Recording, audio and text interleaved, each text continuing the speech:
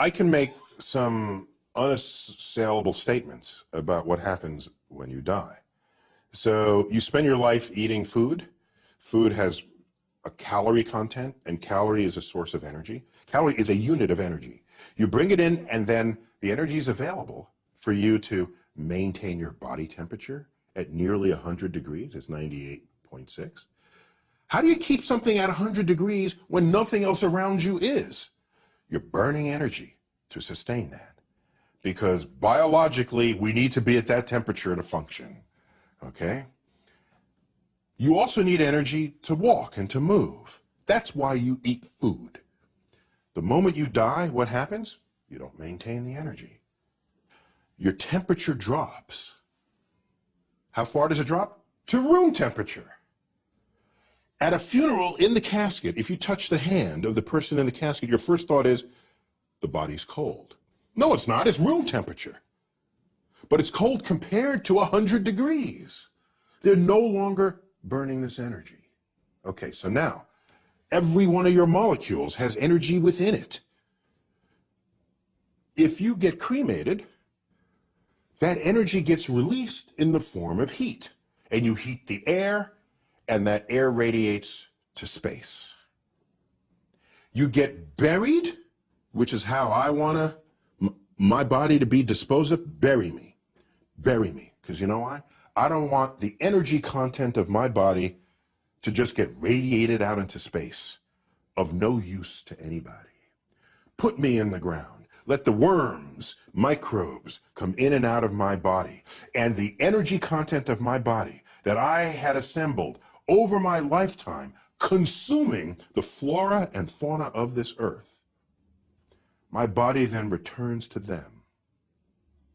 And thus is the cycle of life. I know that's going to happen because you can measure where the energy goes. And that's how I want to go out. But you're not conscious, and that's for eternity, right? Yeah, there's no evidence that I have any consciousness of anything. And by the way, is that so weird? Did you have consciousness before you were born?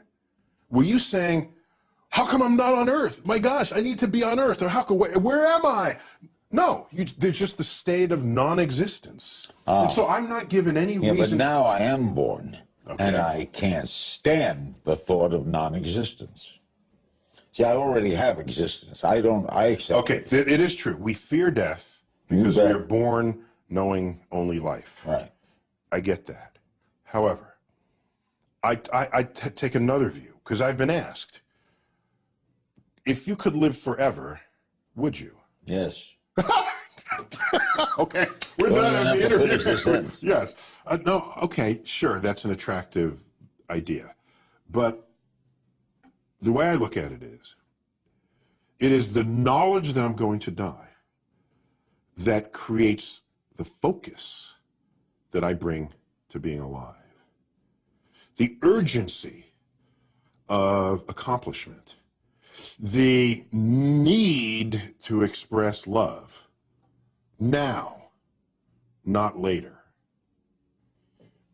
If we live forever, why ever even get out of bed in the morning? Because you always have tomorrow. That's not the kind of life I want to lead. But why don't you fear not being around? I fear living a life where I could have accomplished something and didn't. That's what I fear. I don't fear death. You don't fear the unknown? I love the unknown. I love the. You know what I want on my tombstone? My sister has this in her notes, because in case I can't tell anyone after I die. On my tombstone, a quote from Horace Mann, great educator. Be ashamed to die until you have scored some victory for humanity. That's what I want on my tombstone. But you don't fear or think about not being around. My great regret for not being around would be, it would be kind of cool to see my kids continue to grow. Don't you want to know that? Yeah, that'd be fun. I want to see what inventions would make life easier, what clever discoveries or innovations would arise out of the collective brain work What do of you my think? species. What do you think when you see religious people, when you see popes or rabbis or people who fervently believe, the Billy Grahams of the world, who are sincere and wonderful people, Yeah, of course. who actually may be delusional that they're going somewhere? No, they're embedded in belief systems. And what I look at is I see all the belief systems, and when you line them up, they're not really compatible with one another.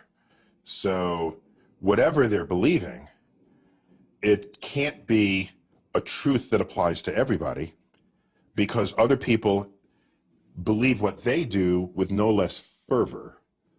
And so I sit back and, as a person who's interested in objective truths, and I say, well, it doesn't look like that's a path towards an objective truth. So let people continue to think and say what they want. But as a citizen of a country that is not founded on a religion, it's founded with sort of a secular construct in a way that protects whatever religion you want to express. This is protected in the Constitution. The Constitution doesn't actually mention God. Right. Rather controversial in its day. And that it doesn't mention God because they don't want legislation to tell you what God to worship. They knew this. They knew how governments can persecute people who had belief systems that didn't agree with the state. They knew this. So they created those freedoms. And so we have these freedoms. Go ahead. But if you're going to create legislation that has to apply to everybody, and you're now going to put your belief system into legislation, that is not a free and open democracy. And you are an amazing man. With young children who report memories of past lives. As she said, we do not have anything to disclose as far as conflicts of interest. So, the story begins with Ian Stevenson, and he came here to be the chairman of the Department of Psychiatry in 1957. At that point, he was in the middle of quite a successful mainstream career. He had nearly 70 publications to his credit at that point. But he also had an interest in parapsychology. And after he had been here a while, he heard about these cases of children from various parts of the world who described memories of a past life. And he decided to go investigate those cases. He was able to fund that travel with the help of Chester Carlson, which is a name you've already heard with people holding the Chester Carlson chair. Chester Carlson invented the Xerox machine. So he was quite wealthy, and he became a big supporter of Ian's. So in 1967, with Carlson's help, Ian was able to step down as chairman of the department and establish what we now call the Division of Perceptual Studies. So that this year marks our 50th year anniversary, and we've been going strong ever since then. And most of the time, our home was this old clapboard house on Wortland Street, which is now student housing. A few years ago, we moved to our current home, which is near the downtown mall, and we certainly don't occupy the entire building. But we do have the Ian Stevenson Memorial Library there, which has over 5,000 books in it. And we also have a neuroimaging lab. And as for Ian, once he established the division in 1967, he spent the bulk of the next 40 years focused on these cases of children reporting past life memories. He published numerous books and papers about them. One of his books was reviewed in JAMA, and it was actually reviewed by the book review editor, who wrote, "In regard to reincarnation, he has painstakingly and unemotionally collected a detailed series of cases from India, cases in which the evidence is difficult to explain on any other grounds. he has placed on record a large amount of data that cannot be ignored. So to tell you a little bit about this phenomenon, we have now studied over 2,500 cases from around the world. They are easiest to find in cultures with a belief in reincarnation, but they have been found wherever anyone has looked for them. They have been found on all the continents except Antarctica. And they typically involve very young children who spontaneously start talking about a past life and a recent ordinary past life. These kids are not claiming to be Cleopatra or Julius Caesar or anything like that, just describing somebody who lived and died. The one part of the life that's often out of the ordinary is how the previous person died. In over 70% of the cases, the previous person died by unnatural means, meaning murder, suicide, accident, combat, that sort of thing.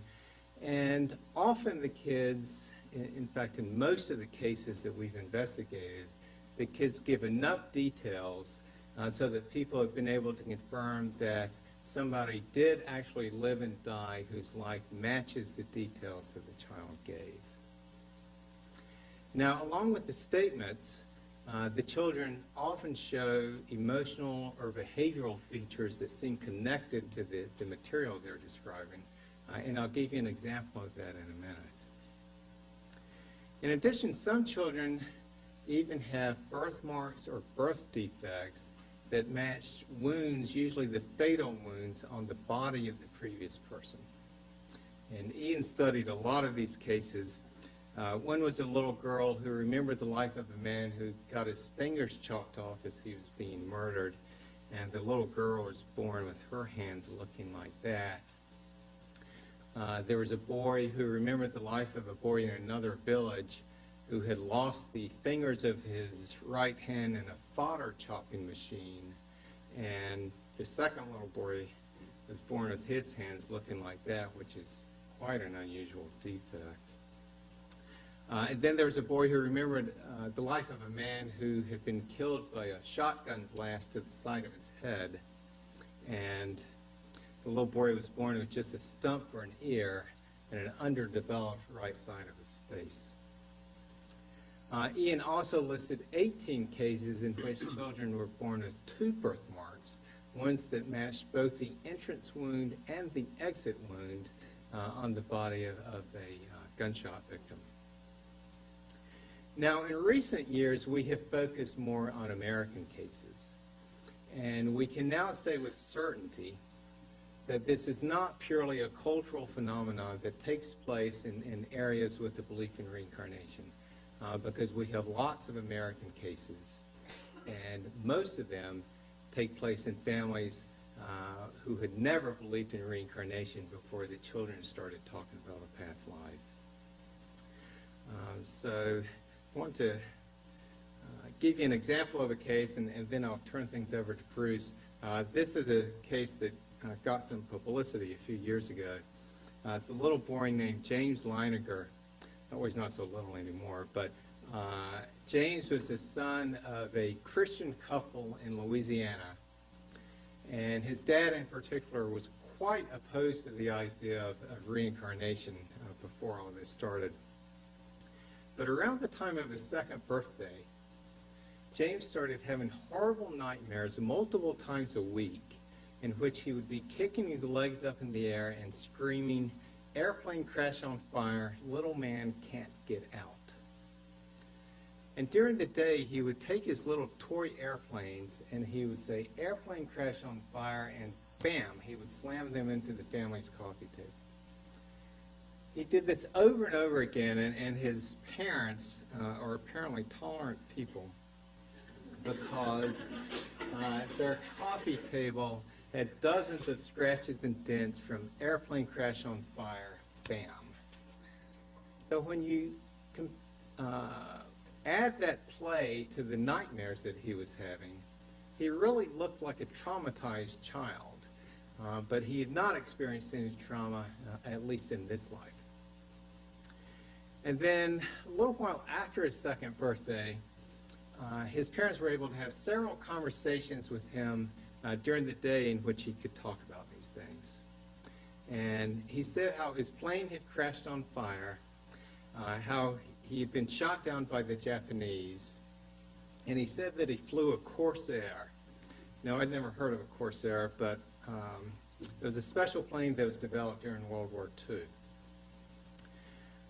Then when he was 28 months old, he said one day that his plane had flown off of a boat, and his parents asked him the name of the boat, and he said Natoma. And it turns out that there was a USS Natoma Bay that was stationed in the Pacific during World War II. Then when he was 2.5, his father bought this book on Iwo Jima to give to his own father, James's grandfather, for Christmas. And he was looking through it one day when James came and got in his lap. And they were thumbing through it, and they got to this page, and James pointed at the picture and said, "That's where my plane was shot down." And his dad said, "What?" And he said, "My airplane got shot down there, Daddy." And that just floored his dad that his 2.5-year-old was talking like that. And then he learned that, in fact, the Natoma Bay did take part in the Iwo Jima operation. Then when James got old enough to draw, he drew dozens and dozens of pictures of planes and battle scenes, and he always signed in James 3 and said that he was the third James. Well, eventually with all this going on, his dad did begin to wonder if he was remembering a past life. So when James was 4.5, he went to a Natoma Bay reunion. And he learned that one and only one pilot from the ship had been killed during the Iwo Jima operation. This was a young man from Pennsylvania named James Houston. So what we can do is compare what James Leininger said to James Houston's life to see how well they match. Now, James's parents said that he also talked about family life before the war, but we don't have documentation of those statements that was made before Houston was identified. But what we do have here, this is a list of items where we do have definite documentation made before anyone knew anything about James Houston. So James signed his drawings James 3. Houston was James Jr., which would make James Leininger the third James. James said he flew off the Natoma. Houston was the pilot on the USS Natoma Bay. James said he flew a Corsair. Houston had flown a Corsair. He was actually flying a different plane when he was killed, but he was part of the squadron that tested the Corsair for the Navy. James said he was shot down by the Japanese, and Houston was shot down by the Japanese. James said he died at Iwo Jima. Houston was the one and only Natoma Bay pilot killed during the Iwo Jima operation.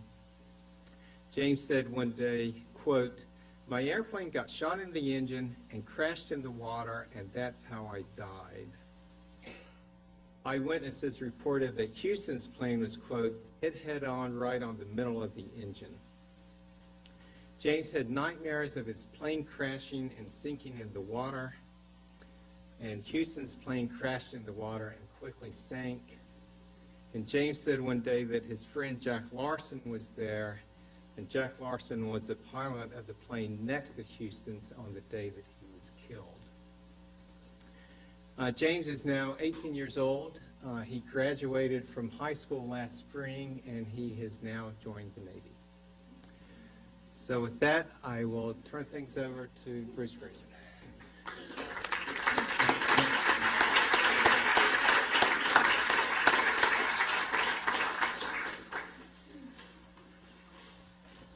Thank you, Jim.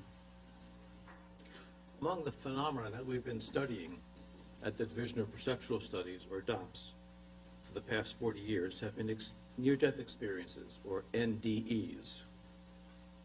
Many people, when they come close to death, report unusual and profound experiences in which they appear to have left their bodies and claim to have moved beyond the boundaries of time and space. These NDEs have been recorded in a variety of ancient cultures. You can find them in the writings of Plato, in the Bible, in writings from Tibet, India, Egypt, China, Japan, and in the folklore of the South Pacific and Native Americans. The interpretation of these experiences varies from culture to culture, but the basic phenomena remain the same across the globe and across the centuries. These experiences near death were recorded in medical literature in journals in the 19th century, and they were described as a discrete syndrome in 1892 by Heim. They were written about quite a bit in French academic journals in the 1890s, when Victor Egger gave them the term near-death experiences.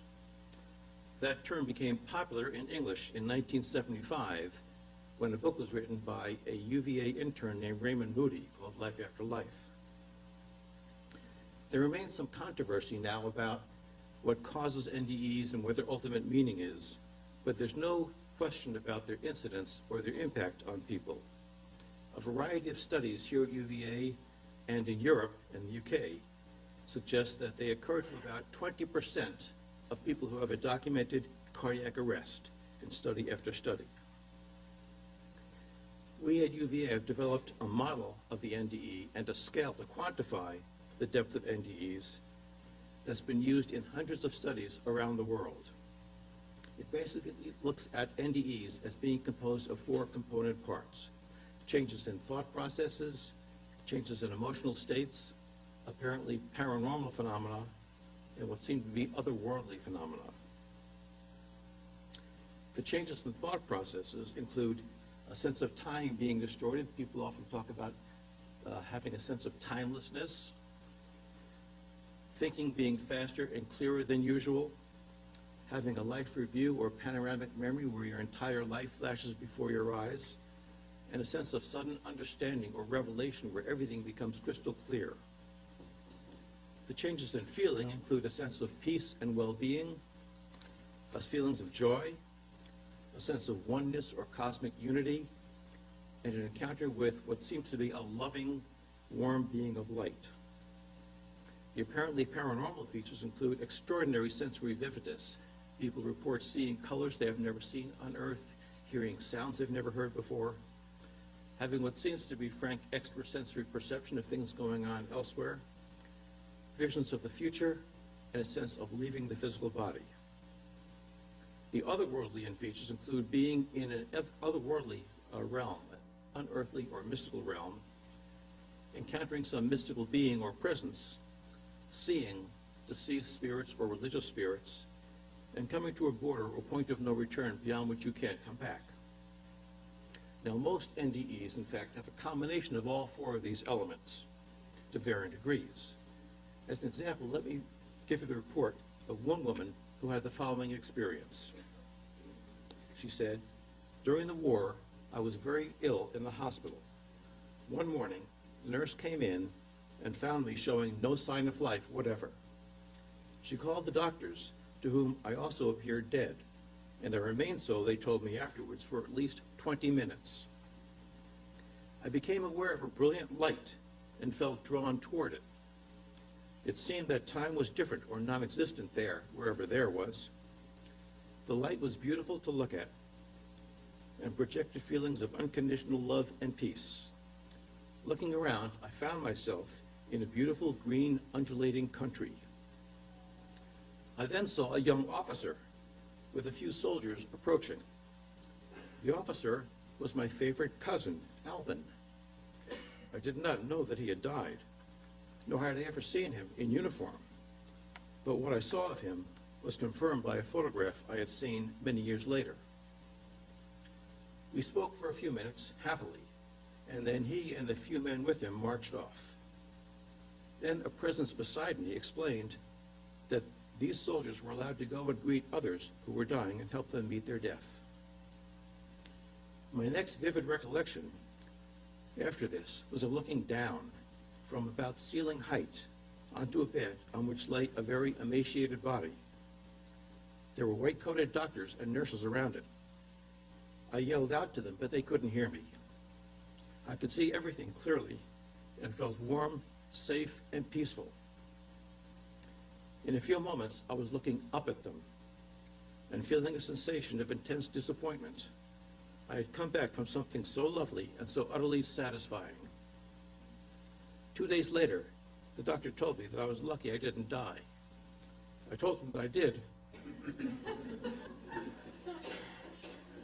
He looked at me in a strange way and scheduled me for psychological evaluation. I learned to keep my mouth shut about that from that time on. Now, one of the problems we have in researching near-death experiences is that for the most part, they're retrospective. We're getting accounts from people who had the experience at some time in the past. That leaves open the question of how reliable memories of NDEs really are. Some authors have speculated that memories are embellished over the years, and particularly that the sense of well-being and peace and the pleasantness of the experience gets embellished over time.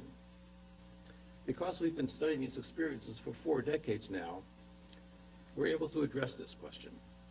Starting in 2002, I started trying to reconnect with people I had interviewed in the 1980s about their near-death experiences and asked them to describe their NDEs for me again.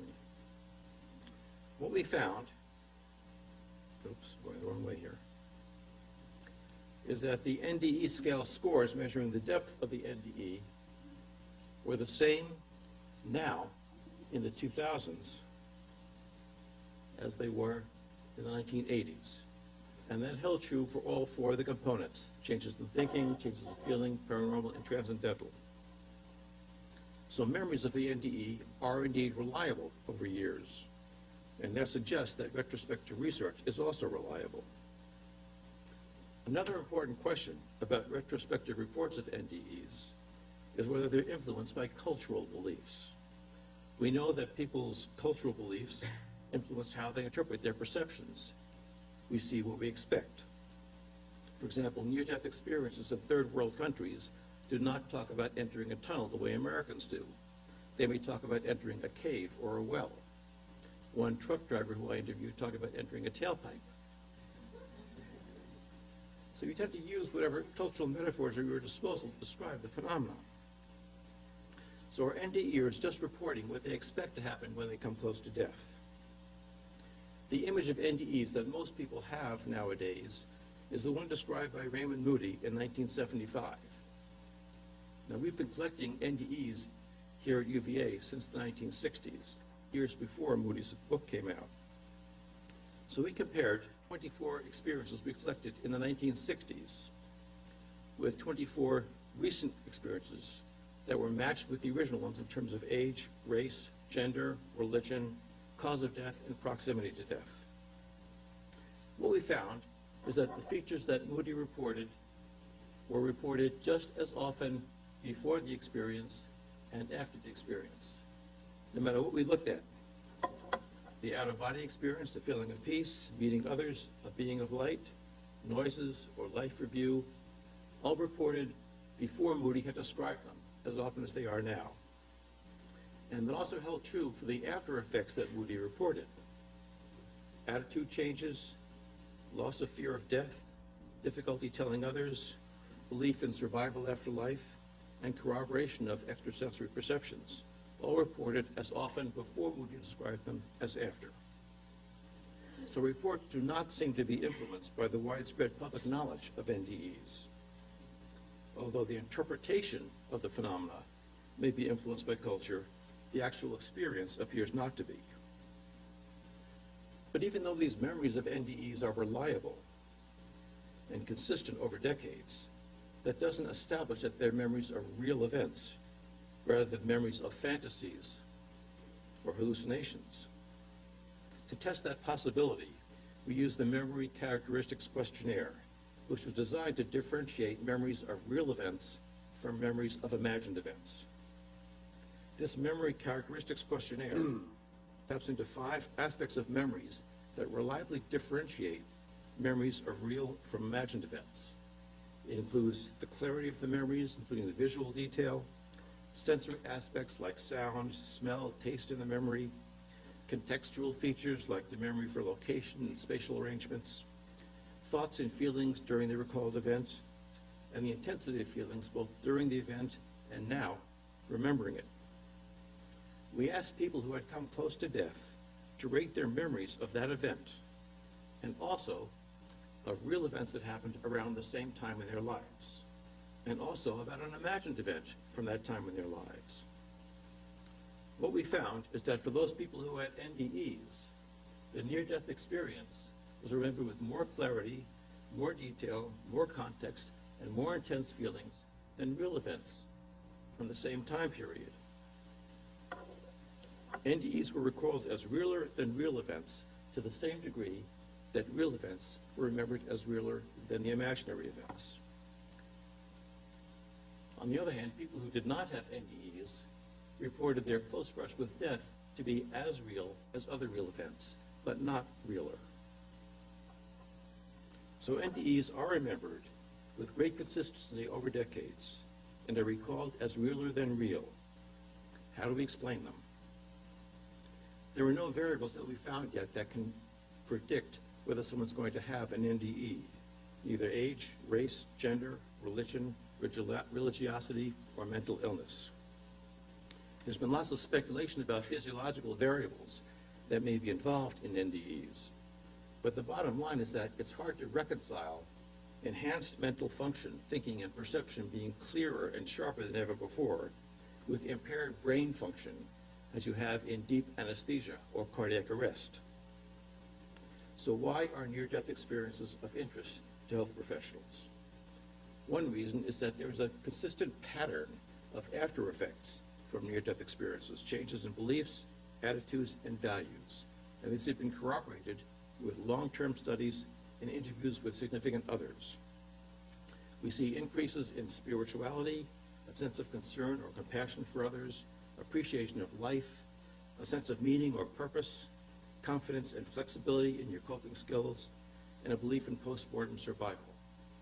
And along with these, we see decreases in fear of death, a decreased interest in material possessions, decreased interest in status, power, prestige, and fame, and decreased interest in competition.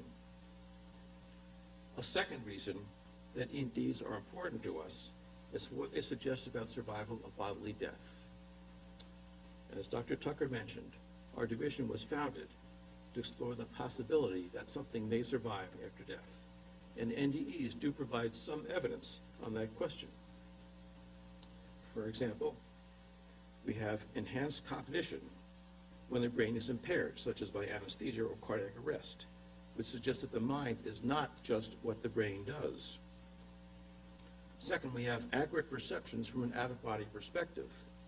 A recent review of over 100 published cases of people who had left their bodies during an NDE and reported seeing things showed that greater than 90% were 100% accurate. Further evidence of the potential independence of mind and brain.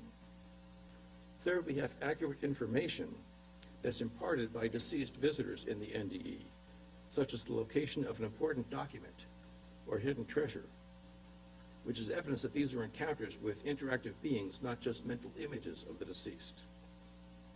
A striking example of this are NDEs in which the person meets in the experience someone who was not known at the time to be dead. An example was the experiencer I mentioned before, who saw her cousin Alvin, who she had not known had died. Of course, she did know that he was a soldier, so it's conceivable she could have imagined that he had died, but that's not always the case. We also have the NDE from a young girl, an only child, who almost died during heart surgery, and said that in her near-death experience during surgery, she met someone who identified himself as her brother. When she told her father about this, he was so moved that he confessed to her that he had had a son she didn't know about who had died before she was born. We have identified dozens of cases of this type, some going back to ancient Greece. The bottom line is that our culture tends to talk about death as if it's the end of all existence. But NDE suggests that it may be more like a change of state.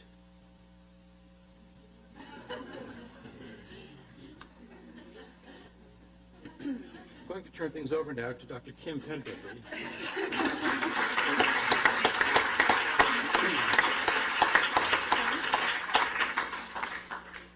I'm happy to follow the snowmen. I love that. Well, thank you. I am Kim Penberthy, and I am the newest member at DOPS, and I feel very honored to be part of this esteemed group and bring with me what I'm going to talk about now, which is some of the directions we're moving in. As you heard, there's been an extensive history of research in the area of near-death experiences and children who remember past lives. That's not all that we are doing, though, or have done. And so I'm going to describe to you a little bit, very briefly, some of the work I'm doing, and then my colleague, Dr. Kelly, will finish up. So the areas you've heard of are important because of the main question and mission that DOPS has, of this idea of survival, this idea of the relationship between what we call the mind and the brain, and are we more than just the bodies that we inhabit? Additional research thus builds in that area, which would make sense. So the areas of research that we've strategically outlined and planned and sort of begun to collaborate in include areas that build upon this, including continued work in the areas you've heard about. We're also looking to expand and focus our research in the area of end of life. I work in the Cancer Center as a clinician. I'm a clinical psychologist working with palliative care. And we have a lot of questions about all the experiences of people while they were dying, the experiences of people who are working with the dying. And we'll hope to launch research in that area and begin hopefully this fall with a big event that we have. We also have a strong background in the neuroimaging field and have specific dedicated researchers to look at this. So the folks you've just heard about and you've heard alluded to, we can look at their brains and look what is going on with various imaging sort of strategies, including EEG, other neuroimaging capacities that we have, and we have brilliant people doing that work. So we're always looking for individuals where we can sort of use these techniques and develop our hypotheses and test them. We also are looking at the phenomena that exist where we can experience some of this ability without having a near-death experience or a memory of a past life. These are some extreme examples that promote these things that that Bruce was talking about. And one of the areas of research for me is how can we achieve these sorts of states of mind, this level of consciousness, with intentionality. So not all of us will have a near-death experience. Not all of us will remember a past life. Does that mean we're excluded from this realm of understanding? And I don't believe that's necessarily the case. So my interests fold into what we've talked about, this idea of this optimistic idea that we can achieve this. So one area of research that I have is looking at intentional strategies to develop these and understand this relationship between consciousness and the physical world. So I have currently got funding to look at the development of these skills and how they may be associated to people who are practicing mindfulness, meditation, various forms of yoga. And I'm collaborating with my colleagues at the Institute of Noetic Sciences in California, where we have some preliminary data to demonstrate that there seems to be an association. And the reality is, I mean, this is what some of these practices were developed for, or to enhance these abilities. And we often, in our modern day research, don't ask about them. So we might teach someone how to meditate and measure their blood pressure and see that their blood pressure went down, which is pretty darn amazing in and of itself. We don't ask them, however, did you notice if you were more intuitive or that you've had any kind of other extraordinary experiences? And it turns out if you begin to ask people, many of them will report that. So we're now currently looking at prospectively monitoring this in cohorts here and in California. And looking at, again, in the tradition of DOPS, us in a scientific way, what we can find in that area. I have research looking at developing a mindfulness-based intervention for people with lupus. There have been very few developments in this area for decades, and we were charged with this task of looking at, can doing a mindfulness exercise not only reduce the stress, improve fatigue, but can it actually change biological markers, markers of immunological functioning or inflammation, IL-6, these sorts of things. And again, this is a big deal. If we can look at intentionally developing these skills in order to help ourselves that way and help other people. So through the research at DOPS, I would just like to emphasize what we do is we strive to challenge some of the entrenched mainstream views that may be held in medicine even, and evaluate empirical evidence regarding consciousness and its relationship to the physical world, including our body and the mind and the brain, and looking at whether they are indeed distinct and separate.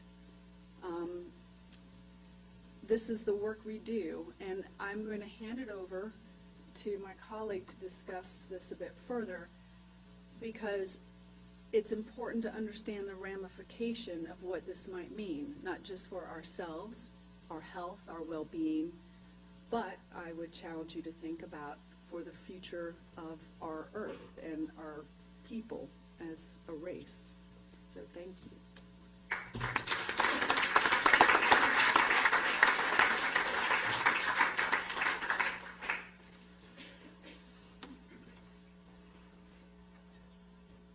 So I'm going to try to explain in the next 5 or 6 minutes the implications of those two large books. Yeah, I'll stay here. Obviously, it's going to have to be very telegraphic, but we put out brochures both down here and on the table outside where you can find us, find your way to our website, which contains lots more information. And the real justification for some outrageous things that I'm now going to tell you. My career kind of brackets what goes on at DOPS. I'm a little different in background. I started out as an experimental psychologist, studying psychology of language and cognitive science at Harvard in the 1960s. This is when we were recovering from the dark ages of behaviorism, beginning to realize that there are things like minds and consciousness and so on. I mean, I had absorbed the view that most scientists held then and most do now, which is that basically mind and consciousness are generated by physiological processes going on in brains. Well, late in the piece, when I was working on my dissertation, I became interested in experimental parapsychology. This had to do with some experiences involving my sister. And I learned to my amazement that there was a vast section of Widener Library devoted to the subject of psychical research, including a lot of experimental research that I'd never heard of before.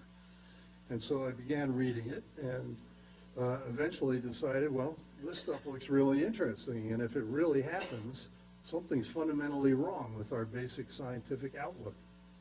And so I decided to sign up with J.B. Rhind out in Durham. You know, he had been at Duke most of his career, but had moved off campus.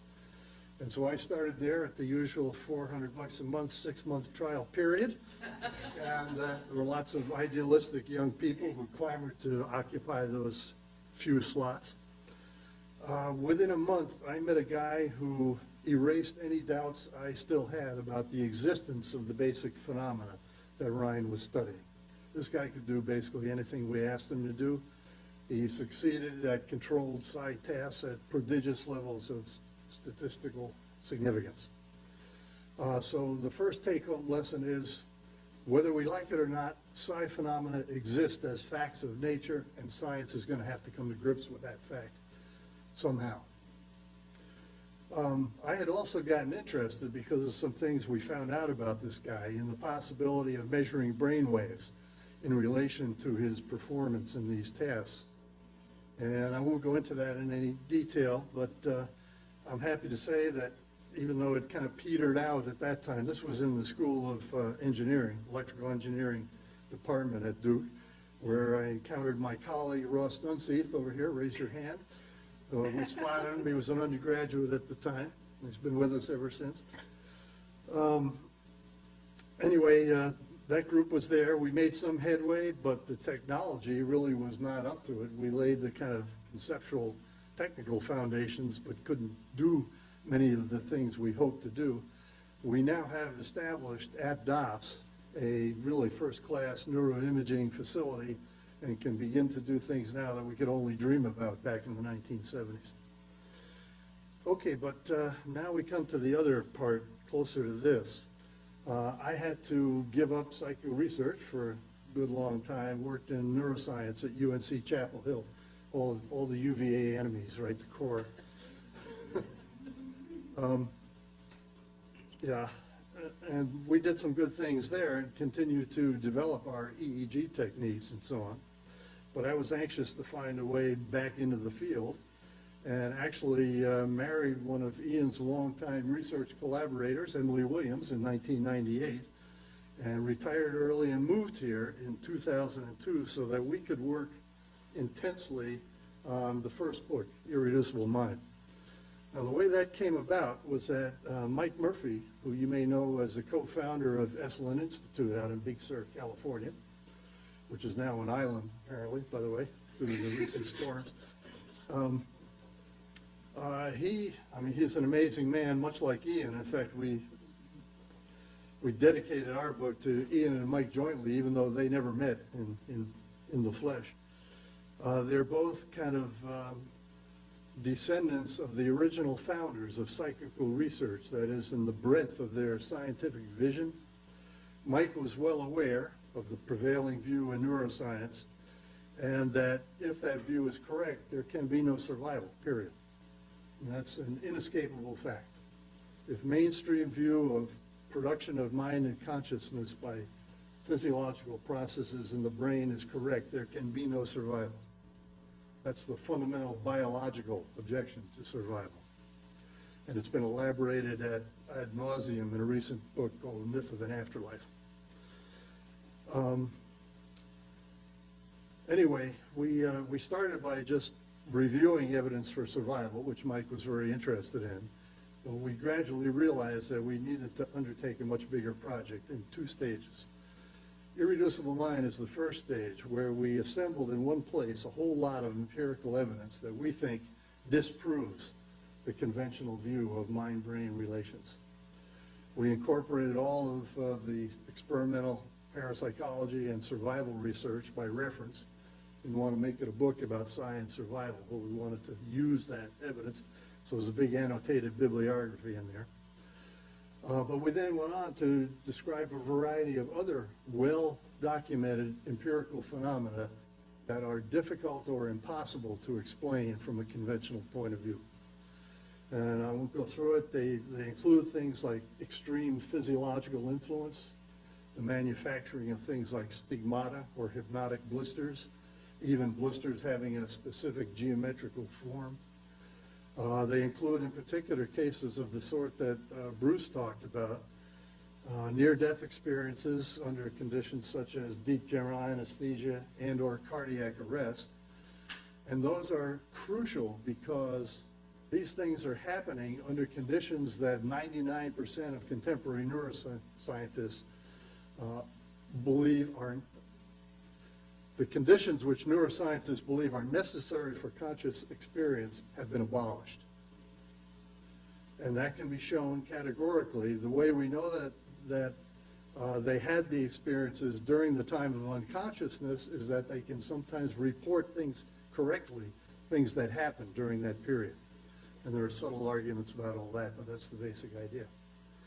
Anyway, the net result of this whole exercise, and I have to finish within the next minute or two, was to show that the correlations that exist between mental events and physical events, which we all accept, that's just how it is, can be interpreted in a different way. That is, that mind, consciousness, or something inherently larger than we normally know, that overflow the organism in some sense, but operate conditioned by the behavior of the brain and the sense organs and all the rest of it. Now, to me, that totally changed the landscape of the conceptual territory of the survival discussion, because now we have a way of thinking about the mind-brain connection that allows for the possibility that mind can operate separately from the organism. To me, that eroded the biological obstacle to survival. Okay, well, now we've got that far in a sort of psychological way. What does it all mean in terms of our fundamental worldview? That was the second, much harder job, and we struggled with it for a long time, but finally put together a book that's remarkable, at least for its authorship, because we have physicists, scholars of religion, and philosophers all under the covers of one book. And to cut to the bottom line, the basic picture is one that seems to invert the currently popular view of relation between the physical and the mental. We have begun to think we're being driven towards some kind of an idealistic picture in which mind is not derivative from matter, but if anything, the other way around. So it has fundamental implications for our basic vision of reality and our place in it. So I think I'll just stop there and we start questions.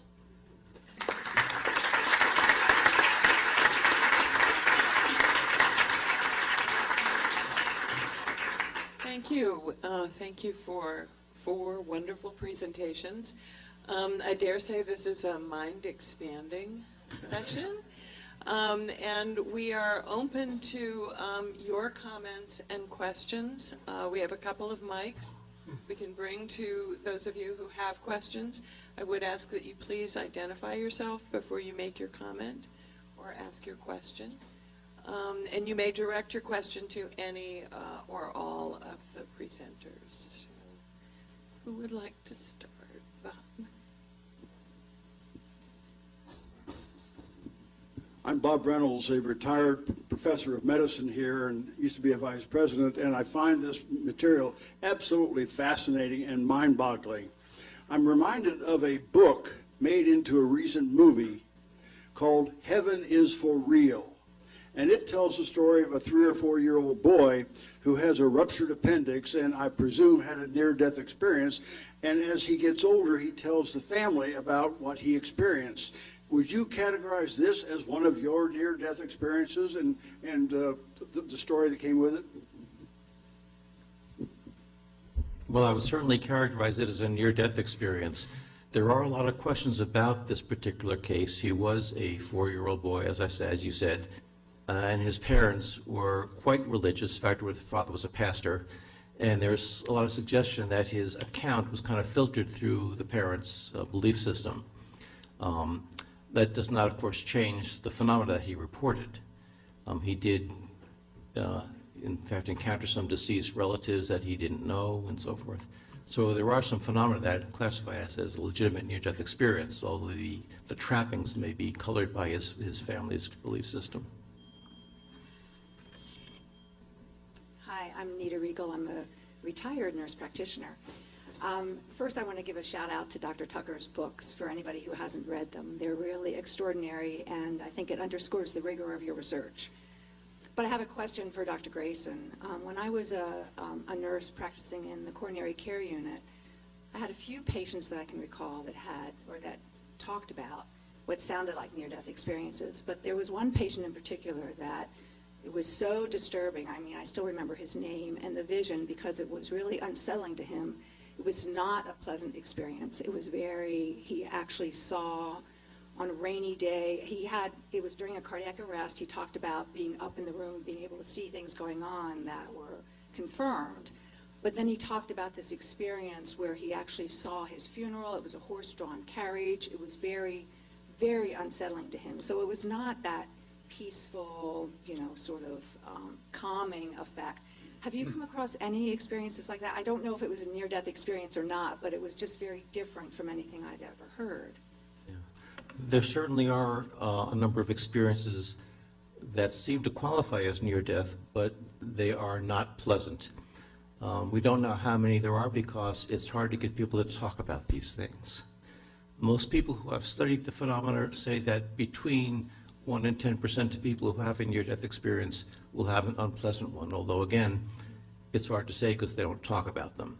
Nancy Evans Bush, who herself had a terrifying experience, wrote a book about it called Dancing Past the Dark, in which she describes not only a range of unpleasant near-death experiences, but how to deal with them and how to make them into creative, positive experiences.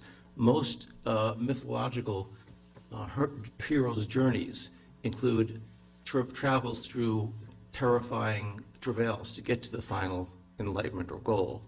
And she tried to interpret it in terms of that some people need to go through these horrible things to get to the end point. Because we don't have many of these experiences to look at, we don't know what goes into making a near-death experience pleasant or unpleasant. With some people, we know that what makes them unpleasant is the difficulty in letting go. And people who are very rigid personalities find themselves out of their bodies and are terrified by that experience. So instead of embracing the experience, they fight against it, and that itself makes it terrifying. But that's not the whole answer. Hi. Hi, I'm Mary Stack, and I very much believe in what you're talking about and done different readings on it. And I remember, so Oliver Sacks, his book Hallucinations, he's poo-pooing this. What is your response to what he says?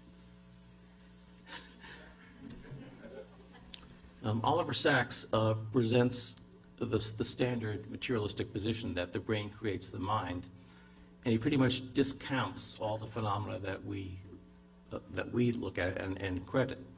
And I don't know what his rationale is for discounting this, except that they don't agree with his worldview. Interestingly, he started one of his books, Musicophilia, with the near-death experience of Tony Scicarria, who was the orthopedic surgeon in Rochester who had a near-death experience when he was struck by lightning, and then had a total personality change. He started composing classical music, which he had never been involved with music before. Totally changed his life, and yet Sacks interpreted this as just an artifact of the brain frying, his brain being fried by the electricity. So I know that he knows of our work, and he has read it, and just thinks that's not worth paying attention to. I'm Greg Patterson. I'm the Gamma Knife Nurse Coordinator here at UVA. Is your institute using anything to study like isochronic or binaural acoustic waveforms to alter mental status, such as in a lot of the popular literature they're using theta waves, delta waves, to elicit out-of-body experiences, healing, changing brain chemistry, things of that nature? We're certainly interested in that subject. I mean, one of the implications of the kind of psychological model that I sketched is that we potentially have access to all kinds of capabilities that normally we can't access. Sometimes people blunder into it, through having a near-death encounter of some sort. Some through meditating for decades. And maybe there are all kinds of other ways of accessing these things that we haven't found out about yet. Some kind of stimulation, whether, electrical or magnetic stimulation of the brain directly, or sound of one sort or another. I don't think anybody has discovered anything like that yet that is really all that effective, but the possibilities are definitely there. I'm Anna Tate. I'm one of the abdominal transplant nurse practitioners here. And I had just a quick question. When you're talking about these near-death experiences that involve cardiac arrests or these anesthesia, sedative states, does that include studying patients that have been in like prolonged comas or ICU sedative states but have normal brain activity? We have not studied people in prolonged coma simply because we want people who have an acute event that we can look at before, during, and after. Some people are. Stephen Lauries at the University of Liège in Belgium, who has done a lot of the important work with people who seem to be in a persistent vegetative state. And if you talk to them, they can show physiological responses. He is now very interested in near-death experiences, and some of his grad students are working with me in collaborative research.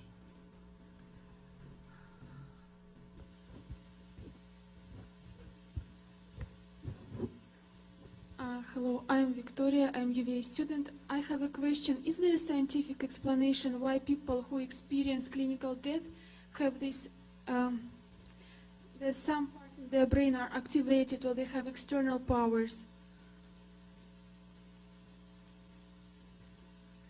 For example, in Russia, there are a lot of psychic who see future, but majority of them, they had either trauma or they had coma.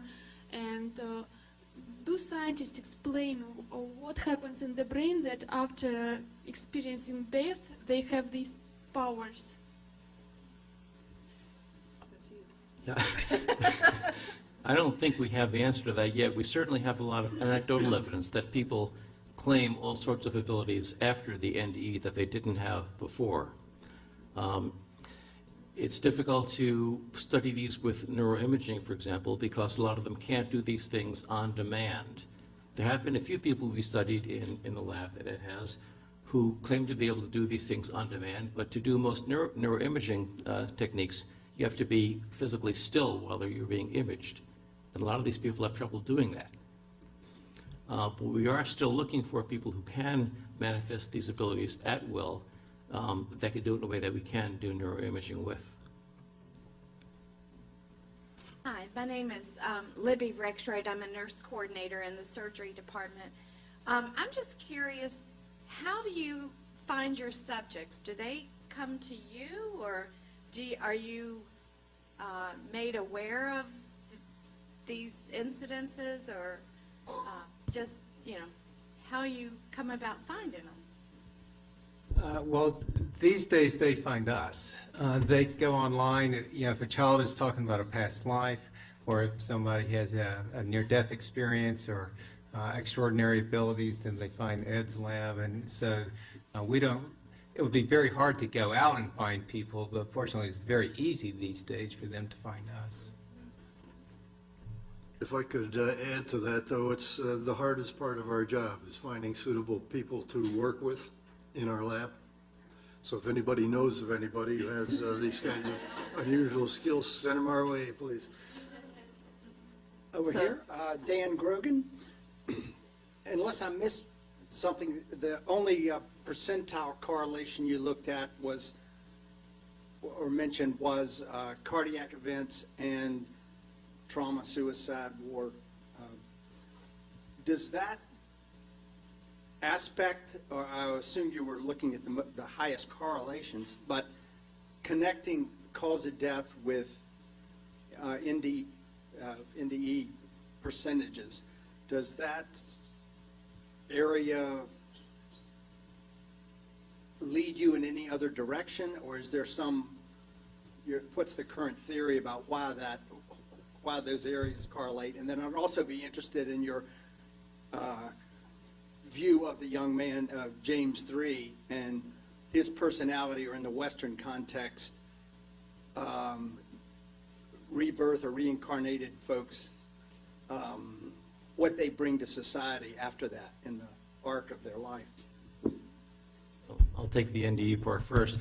We have studied, we have files of more than 1,000 near-death experiences. About a quarter of those are from a cardiac arrest. Most of them are from other causes of death.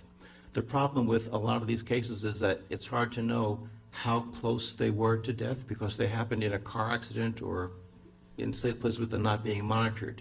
We like to study cardiac arrest because we know exactly what's going on with them, so we can get nice figures about that. If you're looking at people who are in a car accident, we don't know what the baseline is, so we don't know how many of them have had NDEs.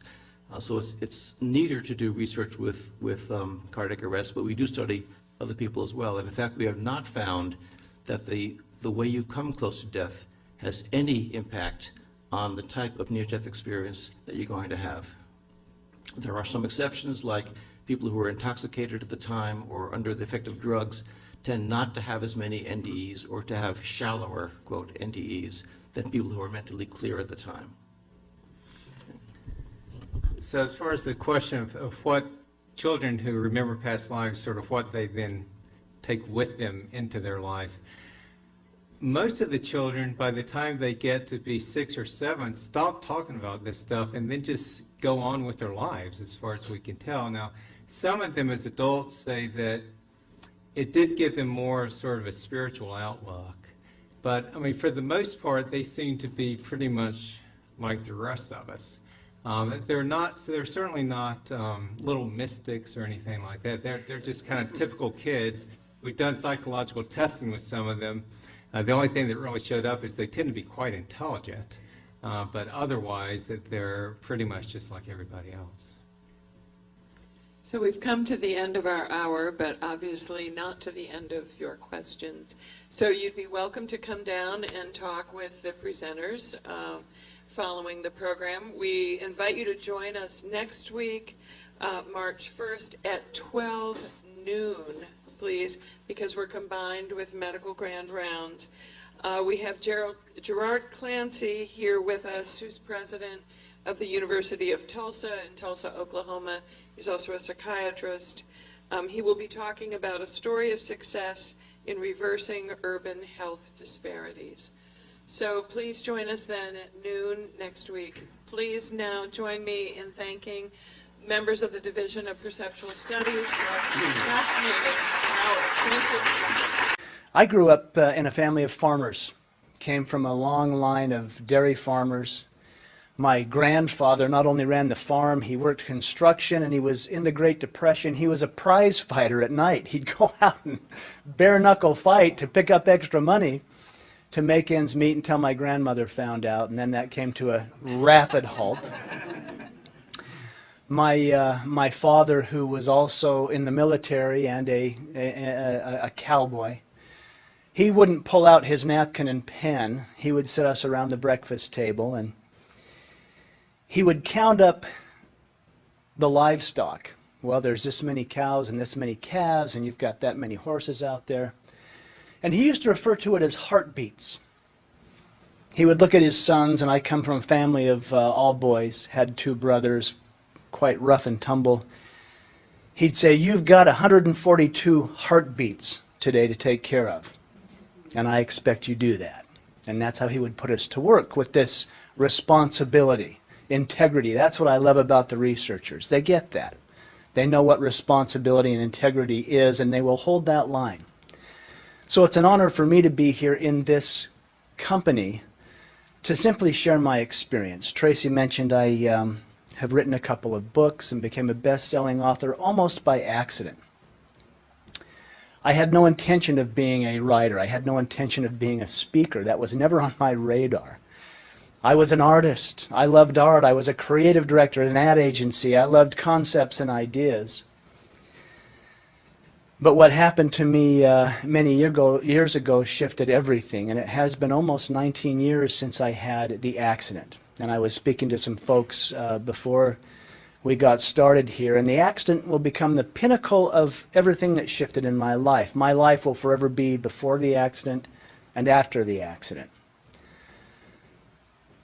And I'm going to share a little bit about what happened, but it's interesting in doing that. The only reason I ever wrote a book is that I was approached by a publisher. Now, I'll get a little personal. I teach a little Sunday school class on a Sunday morning.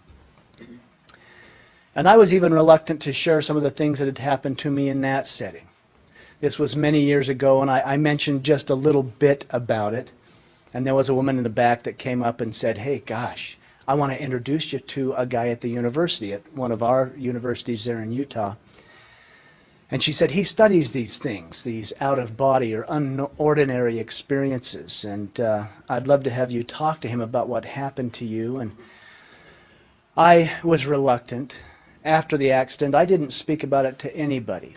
I shared it with my closest immediate family members, my brothers. I had shared a little bit with my mom. I hadn't even spoken to my father about it. And I'd held it very tight for a couple of reasons. Number one, I didn't want people to think I was crazy. Number two, I didn't know how to share it. How do you articulate something that is unspeakable? But I did reluctantly agree to meet with a fellow who was part of IONS, and Bruce is one of the founders. You started that whole thing. And I shared with him what happened. And he said, gosh, you've got to come speak to our group. You've got to come speak. We have a group that meets every week. I said, no, I can't. You know, I don't talk about these things publicly. And where he got me is he said, people are grieving. People are hurting. The world's aching for this. Come and share your story with this group. And I did so. And it was a group about this size, and there was a fellow in the back that came up that was a publisher, and he says, you've got to write a book. And I thought, oh goodness, what have I started now, you know? And he was adamant about this, and I went home still reluctant. By Monday morning, there was a contract on my desk of here's what it looks like if you'll tell your story and write a book. And this was 10 years after the fact, to be honest. So it had been some time. Now, some of the details of the accident and the hospital stay, I had to go back and do research and look at, but the mystical things, the spiritual things, those out-of-body things were like they were yesterday. It was very fresh and constant on my mind. But when I saw this contract, I went back to the scene of the accident, which I had avoided for years. It's a little lonely place, mile marker 80, outside of a little teeny town called Parowan, about 2 hours north of Las Vegas. And given my experience and where I had gone, I asked the universe, I asked God, am I really supposed to share this story? Am I supposed to write this book? And I got a profound answer. Now, these are the unexplainable things. It was an answer that came so strong I could quote what I was told, and it wasn't a voice from heaven. It wasn't anything I heard with my ears. It was a voice that speaks to the heart. And I was told, share your experience. And if you do, people will heal. Now, it's interesting the power in those words. Nobody said to tell a story. It was share your experience. And that's simply all I do is share my experience. I realize it's an experience unique unto me. It was for me. It may have been by me to bring me through a very difficult time. And there's really no agenda in sharing it. I want to be very clear about that. There's no agenda. I will share my experience, and the conclusion is up to anybody. But the experience happened with an automobile accident. And I was happily married, madly in love, to a beautiful woman who was a school teacher. We had 2 sons, beautiful boys, healthy. And we had taken a little road trip for Easter vacation. We were heading back from that. Now, there was reports of crosswinds that were blowing 100 miles an hour. There was reports of a red pickup truck that was driving erratically on the interstate. I had put the cruise control on 75 and was headed back towards Salt Lake City from a little town called St. George down in the Red Rock district of southern Utah.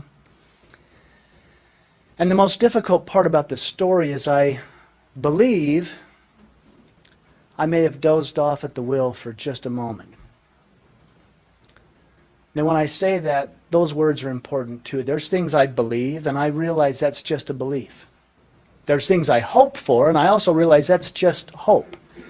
But then there's things I know, based in fact.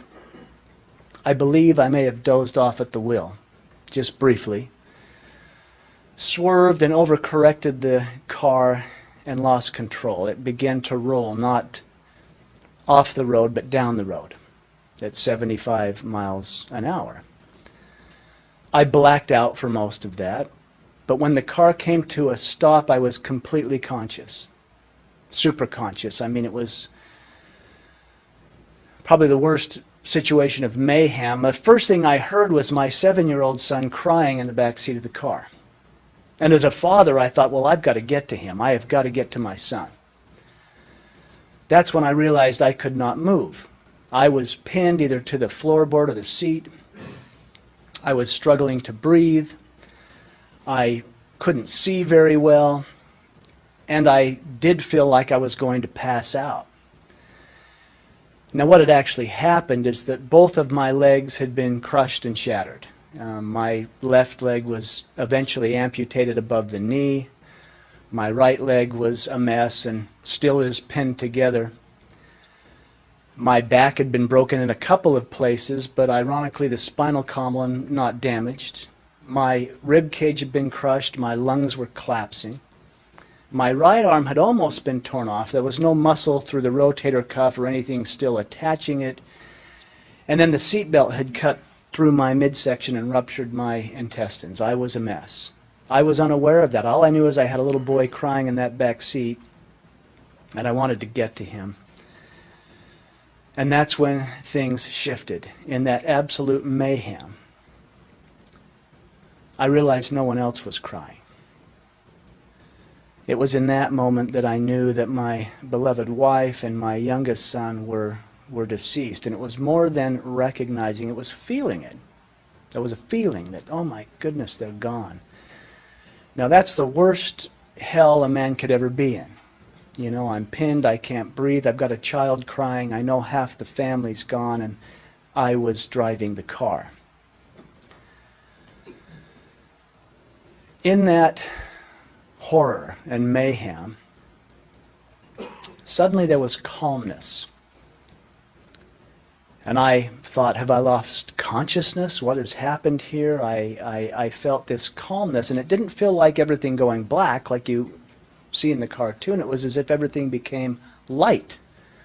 It felt as if I was surrounded by light. It was tangible. And it's as if this light was alive, like it was comforting me, and I began to rise above the scene of this accident. Now, there was beautiful experiences there. As I rose above it and realized I was okay, suddenly my wife, who I knew was deceased at the scene, was there with me. And that was confusing, except it felt so good to say, wow, we're okay? Except she was saying, you've got to go back, you've got to go back, you can't, no, you've got to go back. Now, that was a moment of choice. And it was a difficult choice. Here I was looking at the woman I loved more than life, yet I knew I had a little boy crying in the backseat of that car, and there was a conscious choice. Here's where I learned the power of our thoughts. Thoughts become things in my experience, and as soon as I made the conscious thought that I'm going back, I found myself wandering around a hospital. And that was interesting too. As I wandered, I encountered all the doctors, nurses, the patients, the families, the people around them. And there was a new knowing about everyone I looked at. I knew them. I knew them perfectly. I knew their love, their hate, their joy, their peace, their decisions, their motivations. It was as if I was connected to them. There was a oneness. I was them. I had grown up in a Christian home and read biblical verse. In fact, as I was having this experience, the famous verse that said, inasmuch as you've done it unto the least of these, you've done it unto me, which I used to think was a nice verse about being kind to people. Well, I was experiencing something different. They were me. They were me. And I thought, well, boy, the wise teacher and master that said that may have known this, that perhaps he saw himself no better as the person in prison or the naked beggar in the street. This connection was unbelievable. Now, this has nothing to do with religion. That was my upbringing. And I realized that our consciousness is affected by our upbringing. But I was having this profound connection to everyone I saw. until I came to a bed where a man was laying and I felt nothing from that. And in the waves of all this unconditional love I was experiencing and connection, I found that odd, so I stepped closer and looked to realize that was me, or what was my body. I was me. I was here having this profound experience, but there was the skin suit that I had gone through my life into that point. Well, again, thoughts are powerful, and I had the thought to get back in the body. And as soon as I had the conscious thought, I was back in, but then back to all the pain, the grief, the regret, the guilt, the trauma. I was ventilated. I couldn't speak. They had a respirator down doing the work for my lungs. My legs were obviously immobile. My right arm was immobile. They eventually tied down my left arm because I kept grabbing at all the medical equipment. But I learned the meaning of be still. I had nowhere to go. There's nothing I could do, and consciousness became a whole new thing.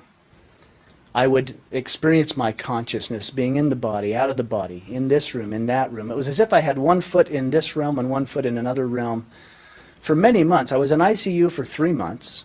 I was in the hospital for almost 6 months. They did 18 surgeries in total, putting me back together.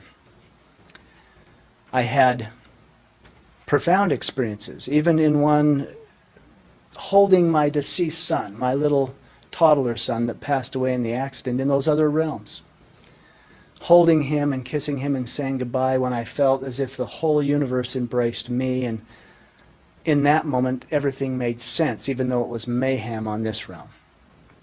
It's as if heaven was there. It was as if I was in heaven, holding my little boy and getting to say goodbye. I hesitate to share that because I know how many people lose loved ones and don't get to say goodbye. But I eventually healed. I got well. I was able to come home. I was in a wheelchair. You know, my left leg was lopped off. My right leg was in a brace. My right arm was bound up, but I could drive an electric wheelchair with my left hand. And my surviving son, the little guy that was crying in the back seat of the car, he'd been taken into the home of my younger brother and his wife and looked after. He had visited me in the hospital. But I worried about him. You know, the rough and tumble father that could run up the stairs and tickle him and toss him in the air. Now, all of a sudden, it was going to be different.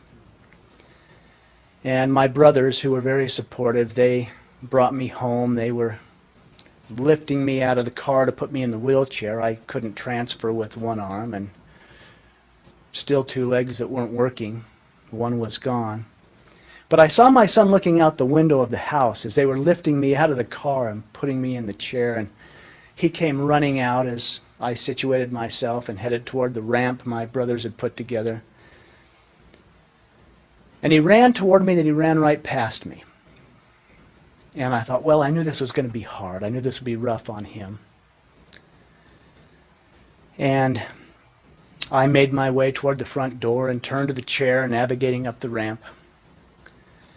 And that's when I looked to see where he'd went, and I noticed my little son had run across the street and was knocking on all the neighbors' doors. He was saying, come out, my dad has made it home. Come see my dad. In all my shame and grief and guilt, here he was championing my return, and he eventually made his way to me, and he threw himself on my lap, which just about killed me because I still had all the sutures and everything from the abdominal reconstruction. And I wept, and he hugged me, and I said, are you going to be okay with this? I mean, I'm going to be like this for a while. I'll get better. They're going to make me a really cool robot leg, and they'll teach me how to walk again. But for now, it's going to look like this. And he said, Dad, if you were nothing but a puddle of blood, I would still love you. And I held him, and I realized an interesting shift in consciousness. Everything I'd experienced in that other realm, holding my deceased son and saying goodbye in arms that felt so divine and all that perfect love, suddenly it was right there, in a wheelchair, holding my living son. And I realized heaven was right here. Perhaps there was nowhere to go or anything to be, but to open myself up to a higher consciousness of recognizing that perhaps we're more than human. And that by being open to a higher consciousness, perhaps love can flow in a way that shifts everything. Now, I didn't heal immediately. I had years of grief, bereavement, homesickness. I kept looking for all the love I had felt up there, and I expected people like my son to just love me enough to make it okay. Just, be there. I learned to walk. I learned to go back to work. I actually fell in love again. Remarried. Beautiful woman who is an earth angel, really. I mean, they come and put the pieces all back together again somehow. We adopted 2 boys, and things appeared to be rolling along normally, but there was still that big empty hole in me saying, what happened? How do I make sense of all that took place? Now, it sustained me, my out-of-body or, near-death experiences, and I've realized I may have experienced many of that. I mean, I had the near-death experience. I had the shared death experience in saying goodbye to my deceased son and my deceased wife. I certainly had after-death communication through the process because I would feel them. I would feel them. I would get messages, again, unspoken, but I knew that they were there. In fact, when I fell in love again, that was interesting because I found myself on my wife who had passed's grave, sobbing my eyes out, saying, I don't know what to do. I'm having feelings for another woman. What am I going to do? Where are you? How could you leave me? All of that. And I felt her as if she was right there. Now, I'm sure you could say, well, you made that up. It was your imagination. But for me, it was very real. My experience was she said, of course you are. And I want you to. I can't heal and move on until you do. So live your life, be happy, and choose joy. These things had happened. I would write them down. I would jot them and journal them down, but I would never forget them. They were beyond the commonplace. And that brings me to, today, and what an honor it is to be here where there's research on these things. I was a farm boy. I didn't know what that all meant. I didn't know how to make sense of it. I didn't even know how to align it with my belief system because it didn't. Some of the things I believed were completely turned upside down. I had been taught that there was a God and that God would judge me and life was a test and I was probably in trouble based on how things were going. What I experienced was that there was nothing but pure unconditional love. What I experienced is that we're all different. We all come from different backgrounds, different cultures, different beliefs, different races, but they were connected. I also experienced that life is a gift. There's no test about it. It's a gift. Every moment is sacred. And we get to choose how to experience that moment, what to do and how to be in that moment. So beliefs kind of shifted. My hope shifted to an absolute trust, just trusting that everything's in perfect order, no matter what it looks like here. And there's still questions. I know what I experienced, but there's still questions. How does it work? How does that all happen? How do we bring it together? How do we make sense of it? How do we talk about it in a way that anybody could understand it? But that's what we're here for today. And that's what I'm so thrilled and honored to be here for. If we have consciousness that is not our brain, if we are not necessarily our bodies, and if there's something more, the importance of the research is to embrace that as humankind and embrace the parts of it that aren't necessarily human. To raise the consciousness of the planet, to take a stronger stand for love, for connection, for oneness, for brotherhood, for sisterhood, for humanity. To shift the world. That's what I see the importance of the research. It's to change the world. It's not just about perceptions. It's about creating perceptions into reality, where there's more peace, there's more love, there's more unity. And I'm thrilled. I'm honored to be with you. I'm honored to hear what's going to go on today. I'm giddy and I'm going to sit down quickly so that we can get to it. But thank you for your time and thank you for coming and supporting. God bless. Thank you.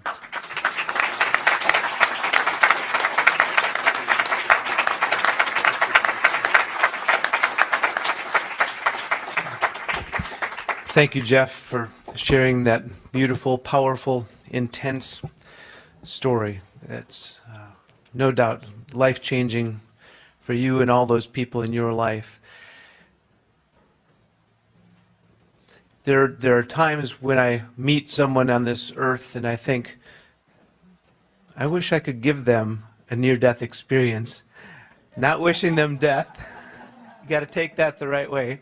But to get that kind of perspective on the oneness, so it would be a beautiful thing. But nobody wants to have to suffer like Jeff did to get that. Well, so Jeff mentioned the word shift. We're going to shift from one person's amazing near-death experience to hearing from the man who's probably heard more stories like Jeff's than anyone on this planet. That is not scientifically verifiable, but it's a pretty good guess. Dr. Bruce Grayson, the world expert on near-death experiences. Come on up here, Bruce. Is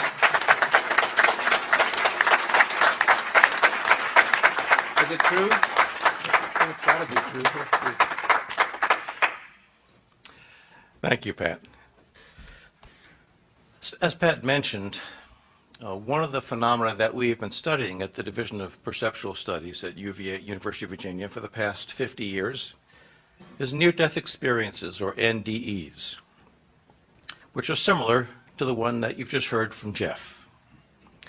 The concept of near-death experiences has become quite well known in our culture, but not all experiences are like Jeff's, and they're not all the same.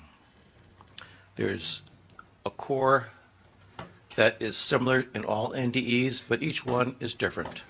Each individual is different.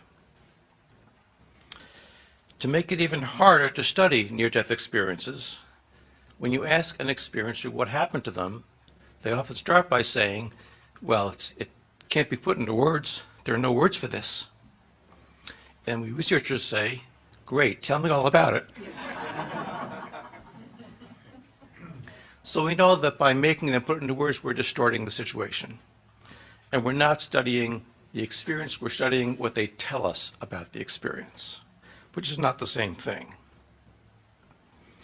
So let me start by giving you a general guideline of how we manage to understand these NDEs. In studying hundreds and hundreds and hundreds of these, we've come up with 4 different groups of features in near-death experiences. I should also say first that what a near-death experience is not. A near-death experience is not just a close brush with death.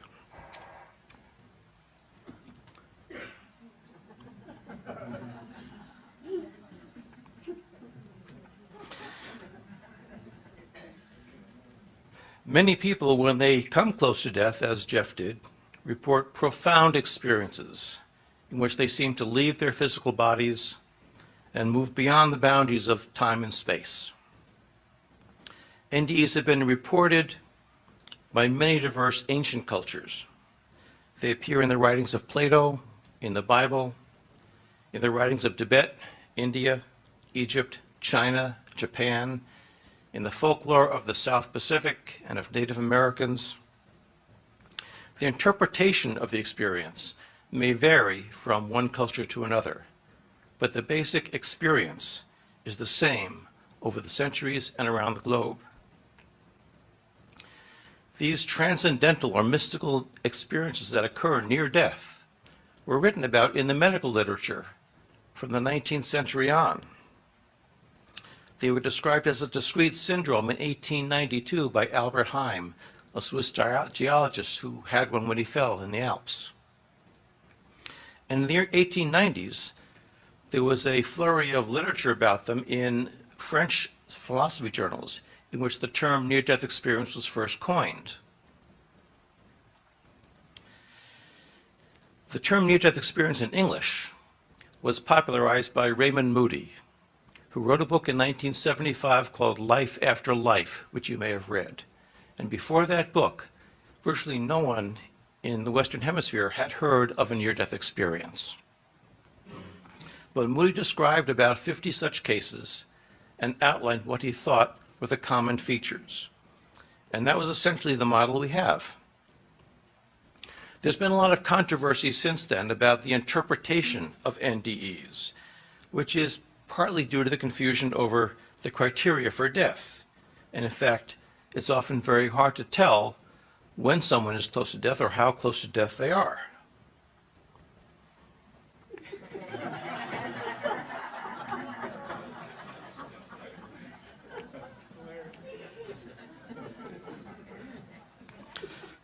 However, studies at the University of Virginia, in the United Kingdom, and in Holland have shown that among people who have had documented close brushes with death, for example, with a cardiac arrest, between 10 and 20% will report near-death experiences. That doesn't mean 10 to 20% have them.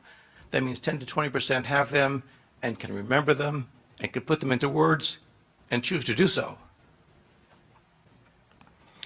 So we have categorized the phenomena of near-death experiences into 4 components: changes in thinking, in thought processes, changes in emotions or feeling, the so-called paranormal features, and the otherworldly features. The first group, the changes in thinking process, include your sense of time being grossly distorted or missing entirely, your thoughts going faster than ever before and often clearer than ever before, a sense of life review or panoramic memory where your whole life may come back to you in a flash, and a sense of sudden understanding or revelation. Let me give you a brief example. A 44-year-old man standing on a ladder leaning against his house suddenly fell backward. He described this changes in his thinking as follows. Ensnared in a backward sliding ladder, the actual fall slowed way down, almost like a series of camera still pictures being taken, a click, click sort of visual progression.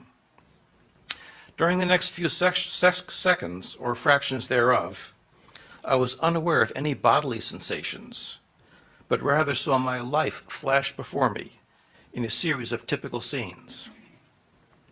And this slowing up dramatically increased my thinking speed so that I was able to size up how I could maneuver the ladder and not end up on the flagstones from 2 stories up.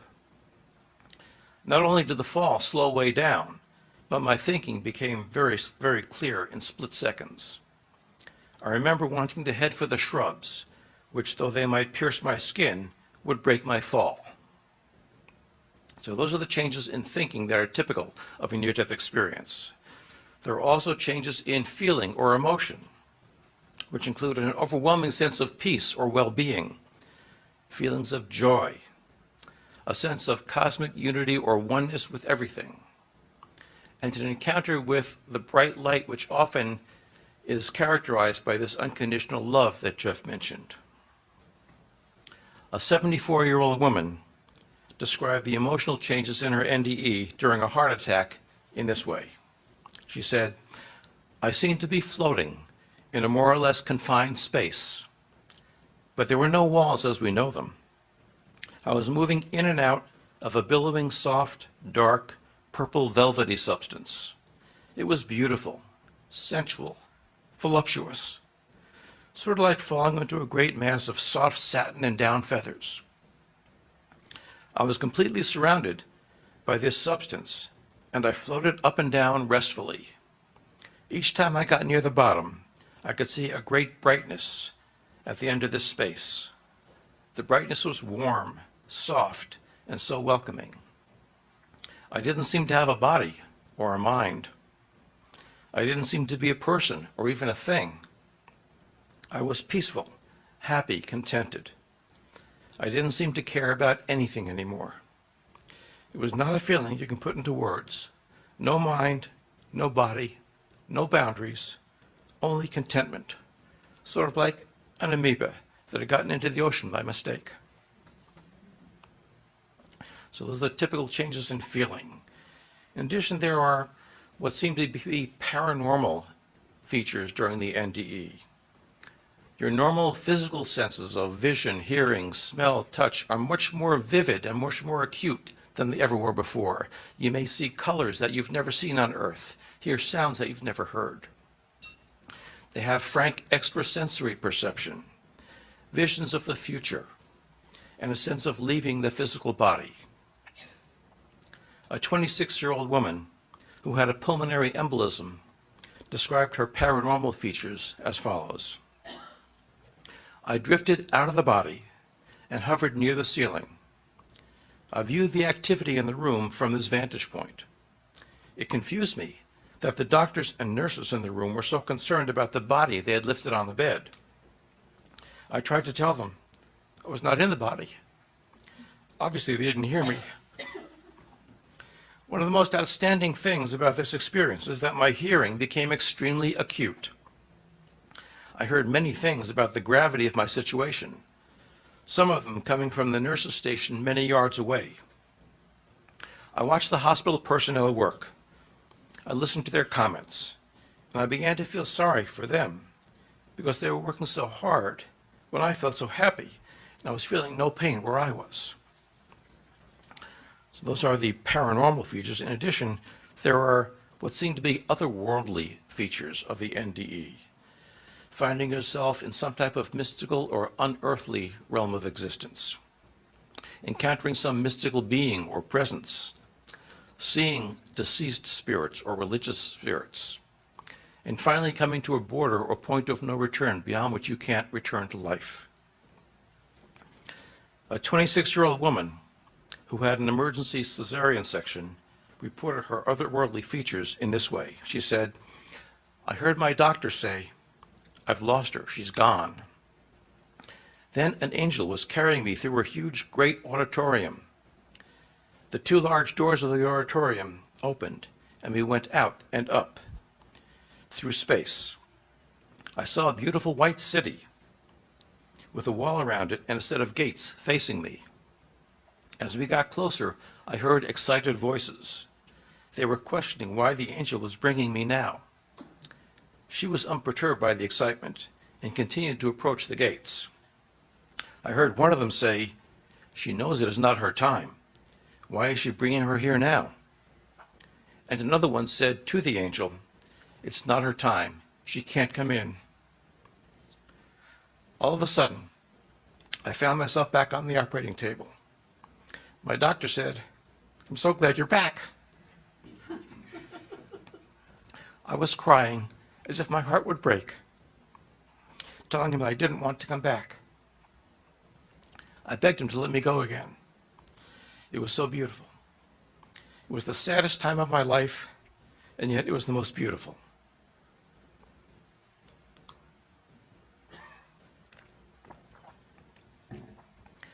I've described these four snippets of NDEs to illustrate the changes in thinking, changes in feeling, the paranormal, and the otherworldly features. But in fact, most NDEs have some of all of these features in them. And not all NDEs have one or two of these. They're all different.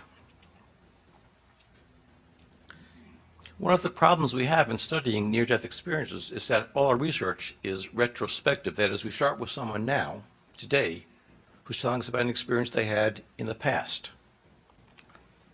So we have to reconstruct what happened. Now, NDers will typically say, as you may have heard Jeff say, is like it happened yesterday.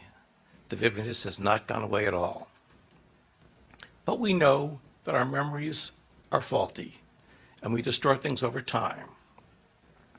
So how do we know that the memories of NDEs are accurate? Some skeptics claim that these are all embellishments, that the longer time passes after the NDE, the more elaborate it gets, and particularly the more blissful it gets with retelling over time.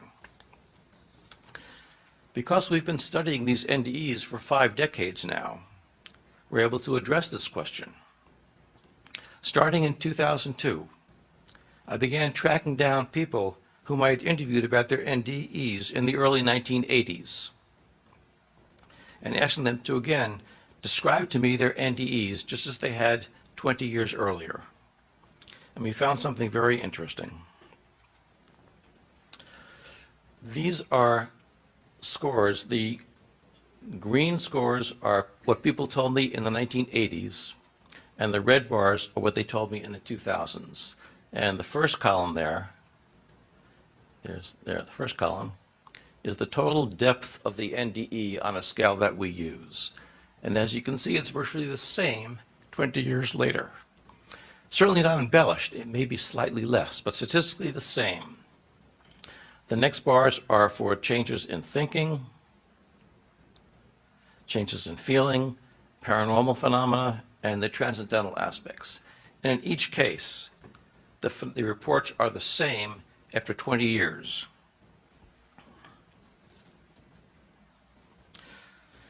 So what this means is that NDE memories are reliable over time, and therefore retrospective research is reliable. Another important question about these retrospective research studies is that all our experiences are influenced by our cultural beliefs.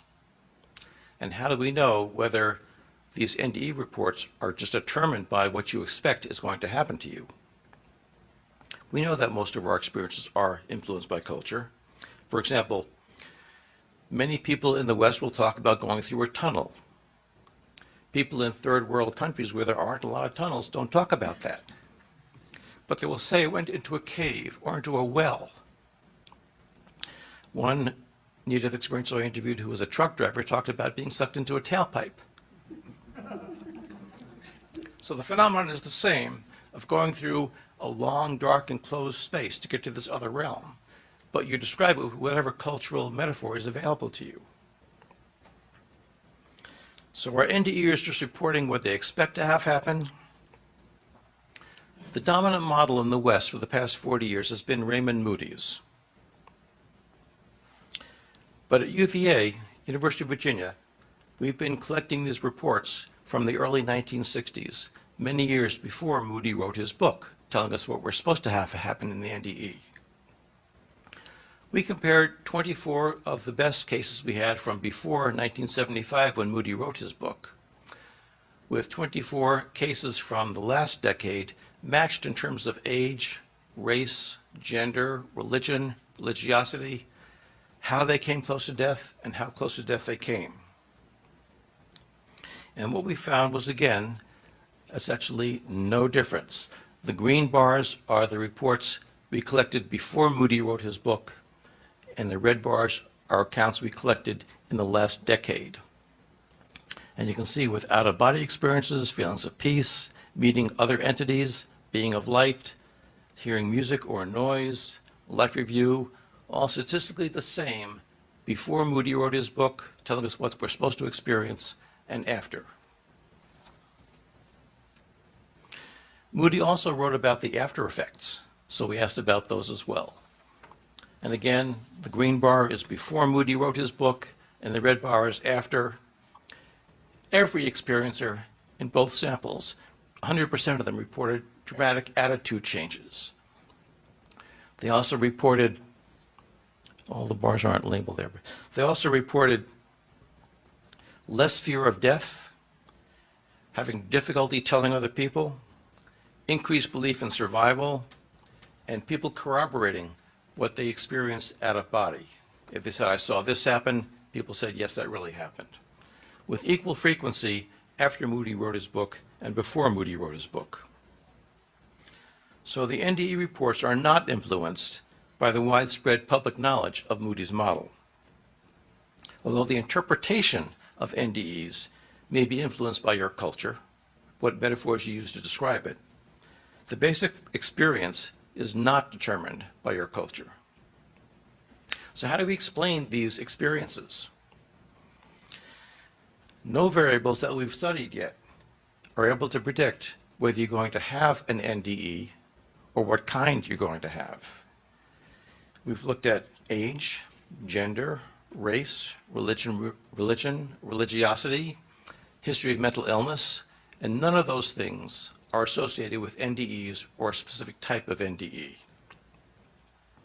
There's been a lot of speculation about physiological causes that may be related to the NDE. Lack of oxygen, endorphins, temporal lobe seizures. The bottom line with all these explanations, though, is that you can't reconcile the enhanced mental functioning, the heightened perceptions, the faster thinking, the clearer thinking, the deep, detailed memories, with the fact that the brain is not functioning. So why should we care about these NDEs? One reason is that they usually lead to a consistent pattern of changes in attitudes, beliefs, and values. And we've studied these and confirmed them with long-term studies of NDEers over decades, and also by interviews with their significant others. So it's not just the NDEer telling us that, it's their husbands and their wives and their children telling us as well. And we find that there are a lot of attitudes that are consistently increased after near-death experiences. We see dramatic increases in spirituality, in compassion and concern for other people, in appreciation for life, in a sense of meaning or purpose in life, in confidence and flexibility in your being able to cope with stressors, in belief in survival after death. Now, some of these things will happen to anybody who comes close to death. For example, an appreciation of life is usually enhanced no matter who they are if they've come close to death.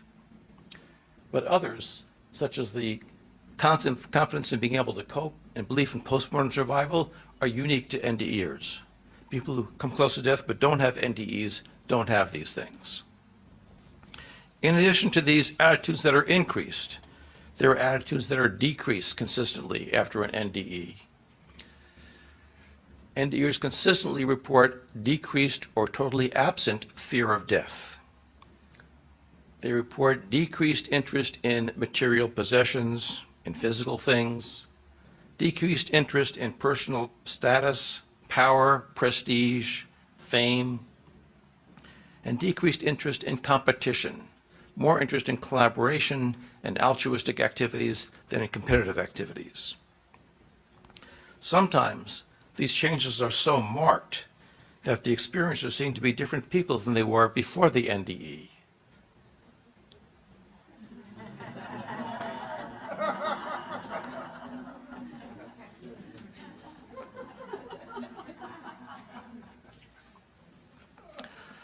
A second reason that we should be interested in NDEs is for what they tell us about the possibility of survival after death. As Pat mentioned, the Division of Perceptual Studies was founded in part to explore the possibility that something about us survives bodily death. And near-death experiences do provide some evidence bearing on that. Is death the end of existence? Or is death just a change of state?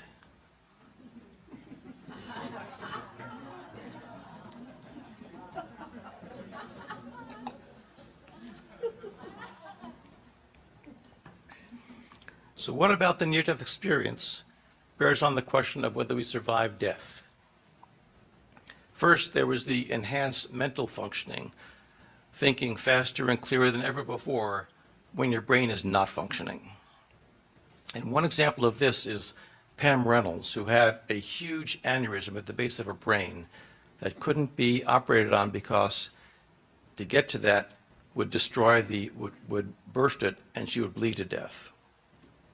So they did an experimental procedure with her, experimental then, now it's more commonly used, where they cooled her body down to 60 degrees and drained all the blood out of her body so you can go in and cut the aneurysm without risking her bleeding to death. So she was without any blood going to her brain, no blood in her body at all, for about an hour. It took longer than they thought to do this procedure for various reasons, so they had to cool her body and replace the blood faster than they wanted to. And as a result, her heart stopped twice as they were trying to bring her back. Her brain was being monitored for the whole procedure, and there was no electrical activity in her brain, so we know she was having no brain function. And yet she reported a very detailed near-death experience. reporting accurately things going on in the surgery room, some things that she found interesting, sometimes things she found offensive in the room. And she reported meeting deceased loved ones who told her she had to go back. So this is something that you can't explain in a materialistic model that the mind is what the brain does.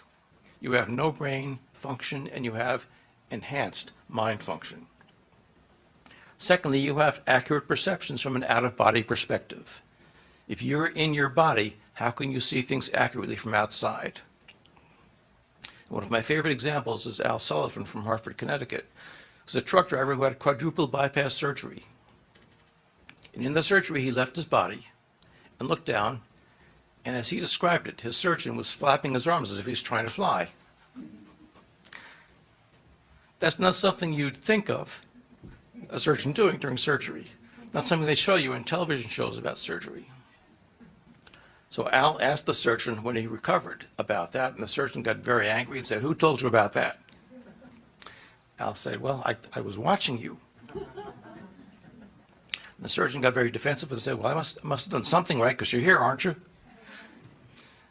I interviewed the surgeon myself, because in my medical career, I'd never seen a surgeon do anything like that.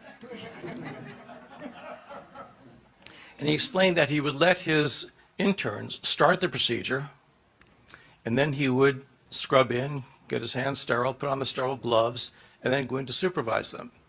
And he didn't want to risk touching anything that was not in the sterile field with his sterile gloves, so he put them where he knew they wouldn't get into trouble. And then he would supervise. You know, pull over there more, a little more. Cut over here a little more.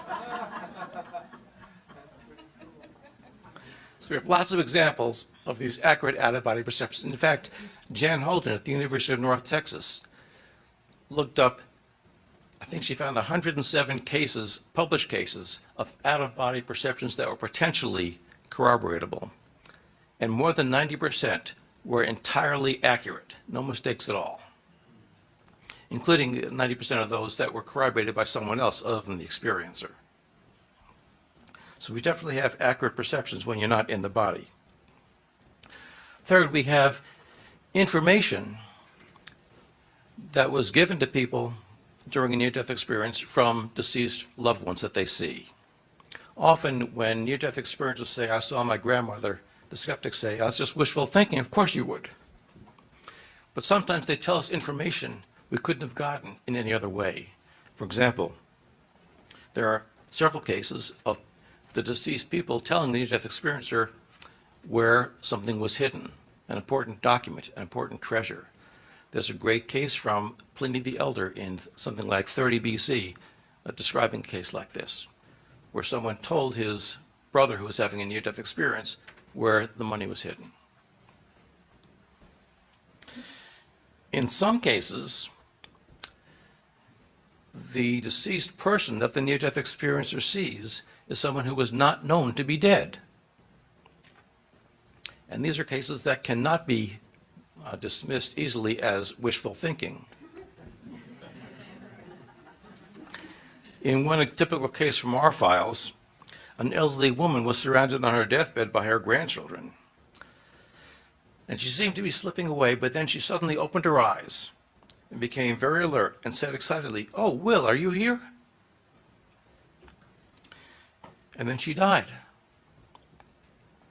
There was no one named Will in the room. And the family was trying to figure out who was she talking about. The only Will they could think of was their great uncle, her brother, who lived in England.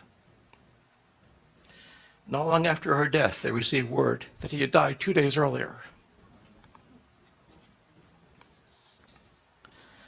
Elizabeth Kubler-Ross told a story about a young girl who was an only child who almost died during heart surgery.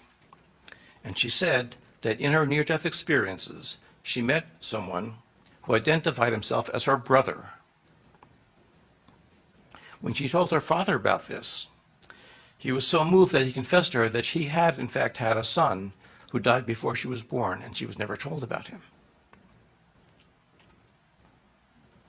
We've identified dozens of cases of these type, again, dating back to ancient Greece, that just can't be explained in terms of a materialistic model. The bottom line is that near-death experiences suggest that mind and brain are not the same thing, that mind seems to function quite well when the brain is not, in fact, maybe better when the brain is not functioning, and that we need to question some of our basic assumptions about not only mind and brain, but the universe and our role in it.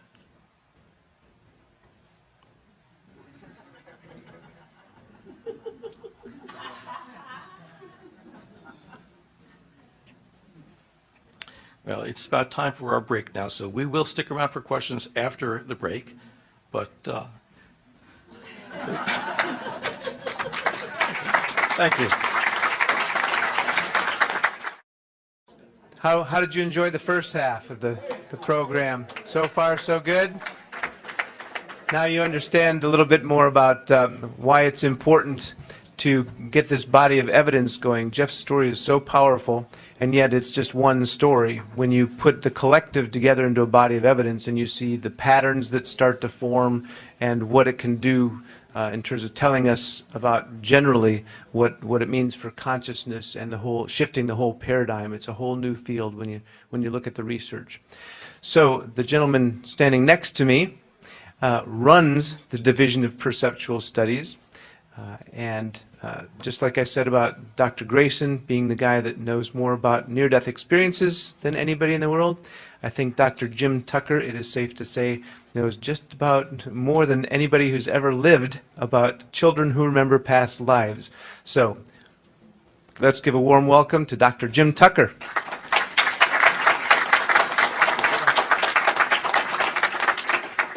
Thank you very much.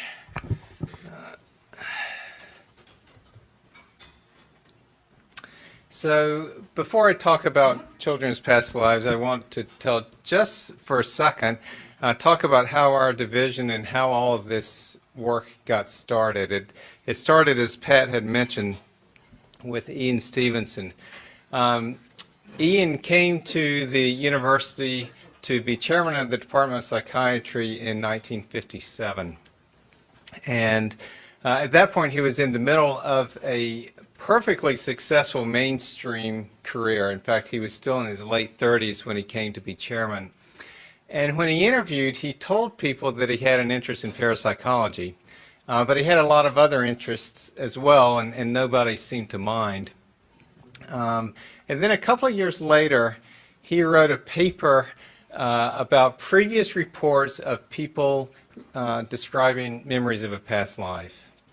And after that paper was published, he started hearing about cases of children who were reporting memories of a past life, and he decided to start investigating them and went around the world investigating these cases.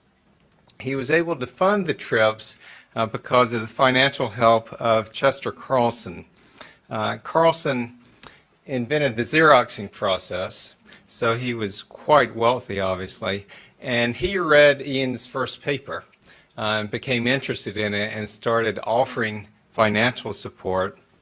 And Ian actually initially turned him down because he was so busy running the department, but eventually got more and more interested in these cases, and then stepped down as chairman of the department in 1967 and started this Division of Perceptual Studies, or DOPS.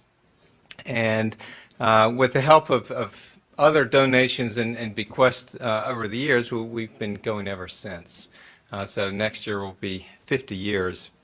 For Ian, he spent the bulk of the next 40 years, the last 40 years of his life, investigating these cases. And he published numerous papers and books about them. One of his books was reviewed in JAMA, the Journal of the American Medical Association, and the reviewer, who was actually the book review editor, wrote, "In regard to reincarnation, he has painstakingly and unemotionally collected a detailed series of cases from India, cases in which the evidence is difficult to explain on any other grounds. he has placed on record a large amount of data that cannot be ignored. Now, the latter part of that turned out not really to be true in the sense that many people did ignore it. But that did not deter Ian, and he continued with the work, and he also worked to get other researchers involved. One of the criticisms of his work was that he was the only one finding these cases. And that was certainly not his fault. But then he eventually got several psychologists and an anthropologist involved in studying them independently. Then I came on later as a child psychiatrist. I got intrigued and eventually called up the division and asked to volunteer some time, and kind of one thing led to another. And I've been full-time at UVA since 2000. So now that we've been studying these cases actually for over 50 years, we have collected over 2,500 cases from around the world. And here's the list of countries where we have the most cases. And it's cultures with a belief in reincarnation.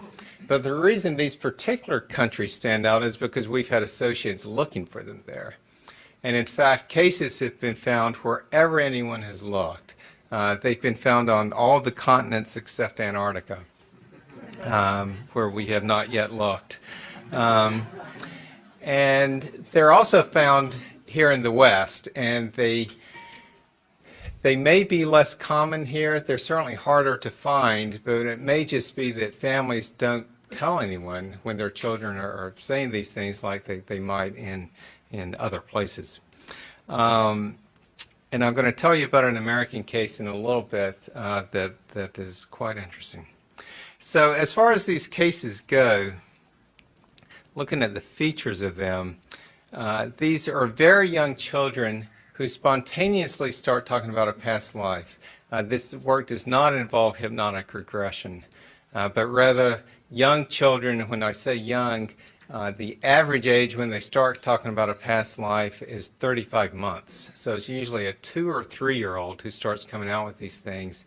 And usually by the time they're 6 or 7, they stop.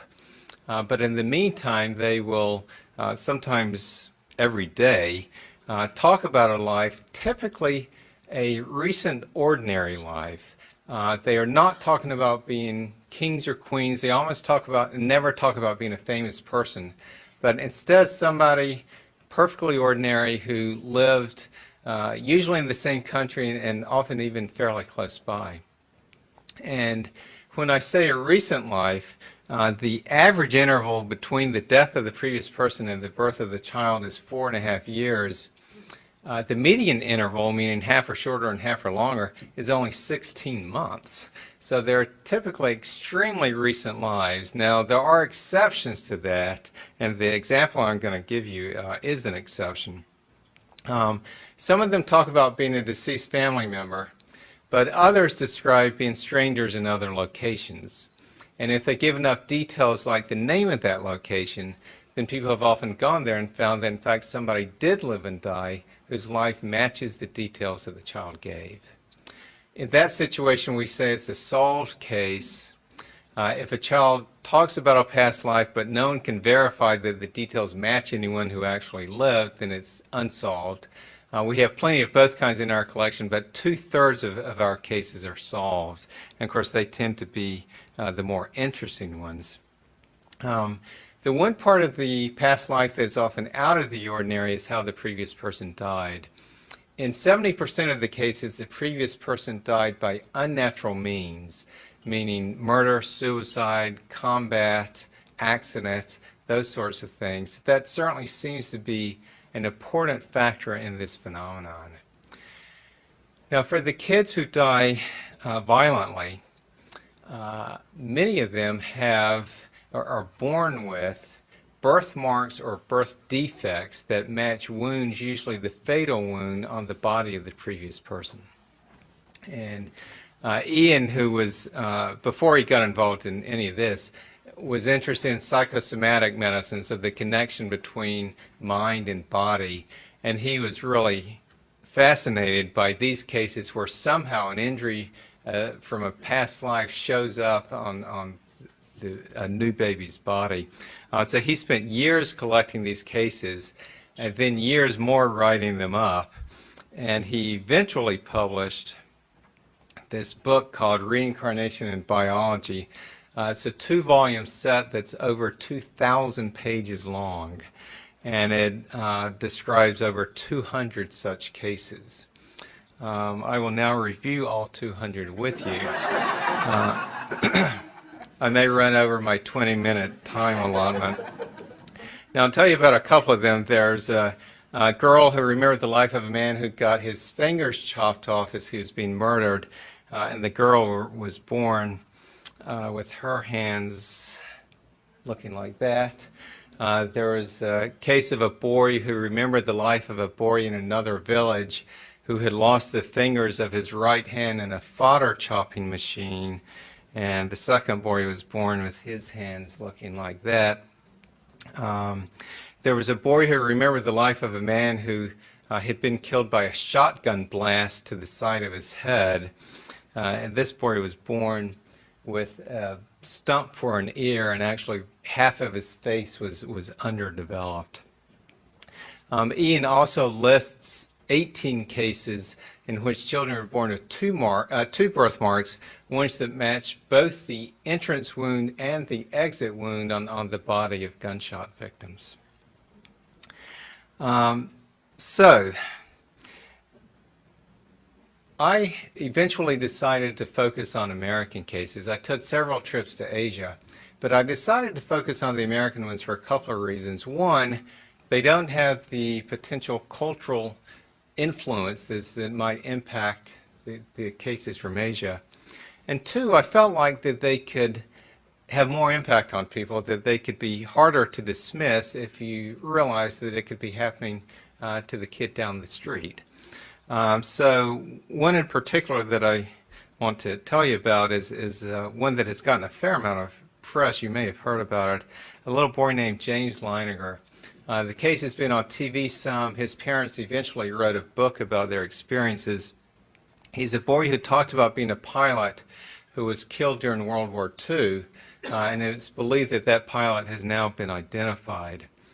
So his parents are this Christian couple in Louisiana, and his dad in particular was quite opposed to the idea of past lives before this case began.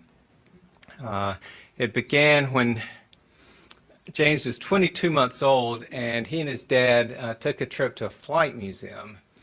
And James was fascinated by the exhibit of World War II planes to the point that he kept insisting that they go back to it, and he and his dad ended up spending 3 hours at the museum when he was 22 months old.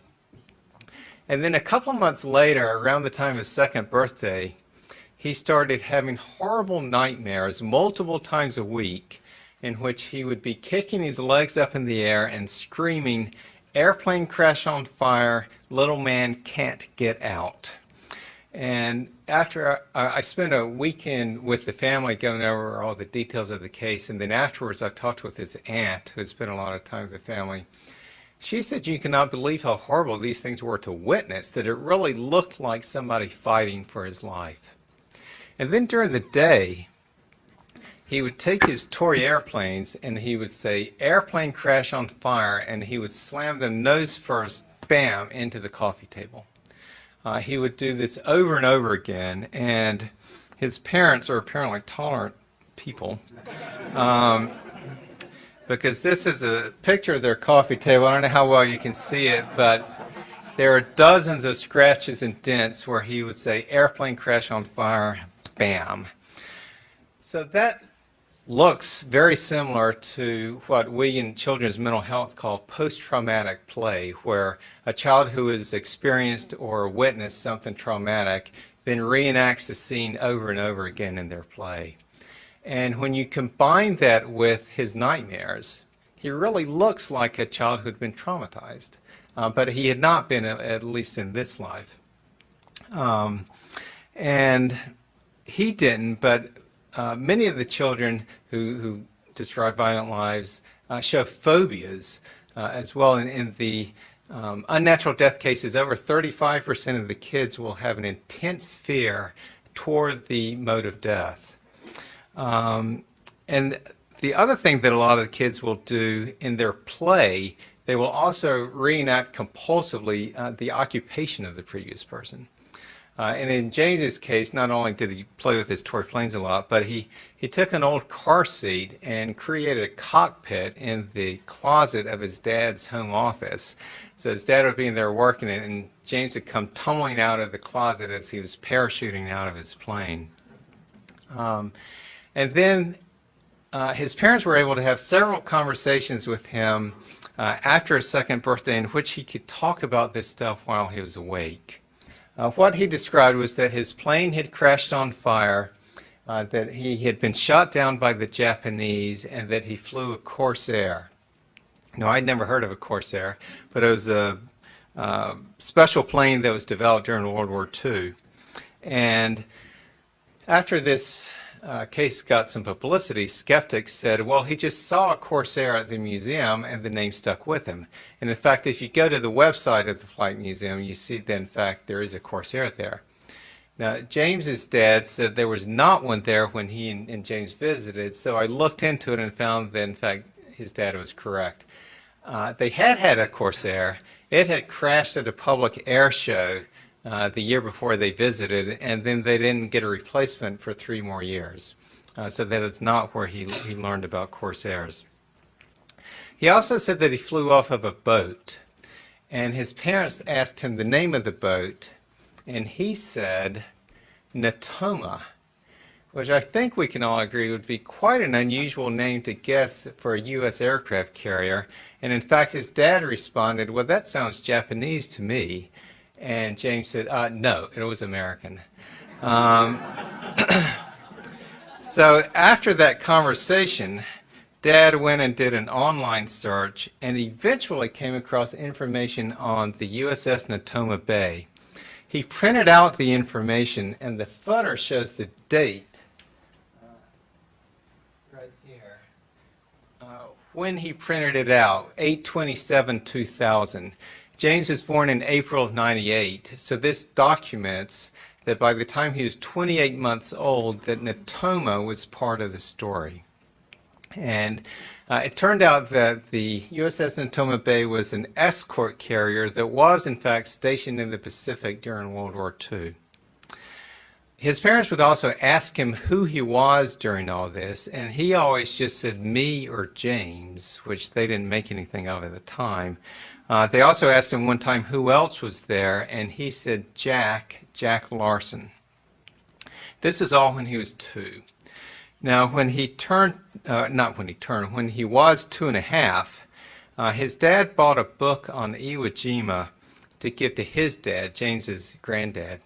And he was looking through it one day, and James came and got it in his lap, and they were thumbing through it when they came to a page with a picture of Iwo Jima on it.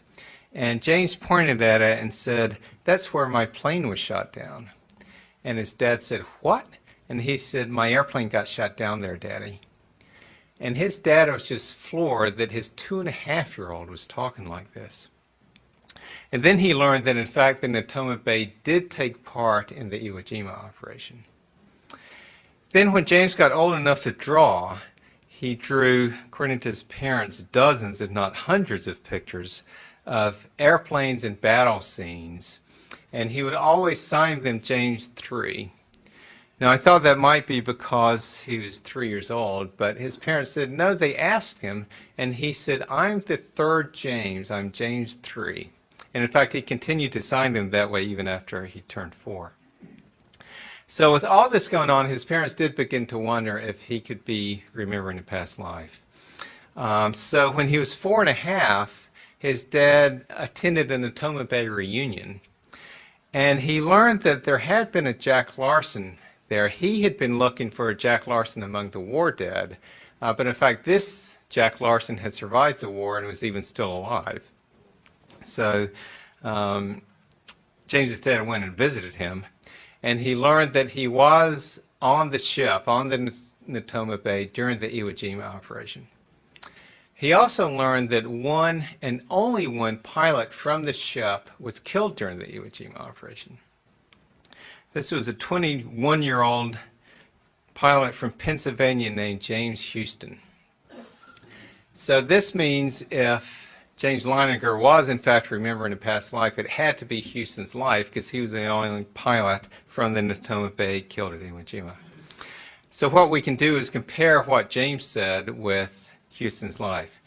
Now his parents say that he also talked about family life before the war, but we don't have any documentation of those statements that was made before Houston was identified. But what I can do is list all the items where we have definite documentation that was made before anyone knew anything about James Houston. Much of it comes from an interview that the Leiningers did with ABC News, again, before anyone knew if James's statements actually matched an actual pilot. So James signed his drawings James 3. Houston was James Jr., which would make James Leininger the third James. James said that he flew off the Natoma. Houston was a pilot on the USS Natoma Bay. James said he flew a Corsair. Houston had flown a Corsair. He was actually flying a different plane when he was killed, but he was part of the squadron that had tested the Corsair for the Navy. James said he was shot down by the Japanese, and Houston was shot down by the Japanese. James said he died at Iwo Jima. Houston was the one Natoma Bay pilot killed during the Iwo Jima operation. James said one day, quote, "My airplane got shot into the engine and crashed in the water, and that's how I died." Eyewitnesses reported that Houston's plane was, quote, hit head-on right on the middle of the engine. James had nightmares of a plane crashing and sinking in the water. Houston's plane crashed in the water and quickly sank. And James said that Jack Larson was there, and Jack Larson was the pilot of the plane next to Houston's on the day that he was killed. James is now 18 years old. He became an Eagle Scout, and he graduated from high school this spring, and he has recently joined the Navy. With that, I will stop, and I will turn it over to Dr. Penberthy.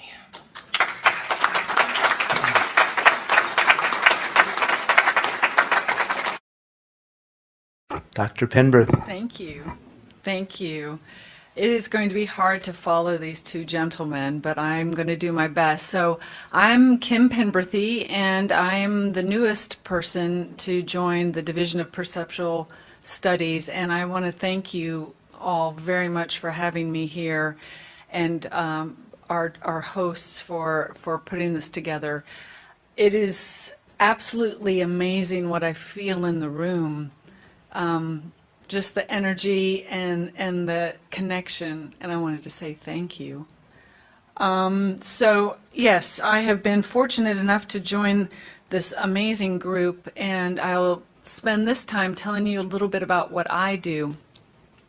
I have been fortunate enough also to be named the Chester F. Carlson Professor at the University of Virginia, and so I'm a professor there with these gentlemen.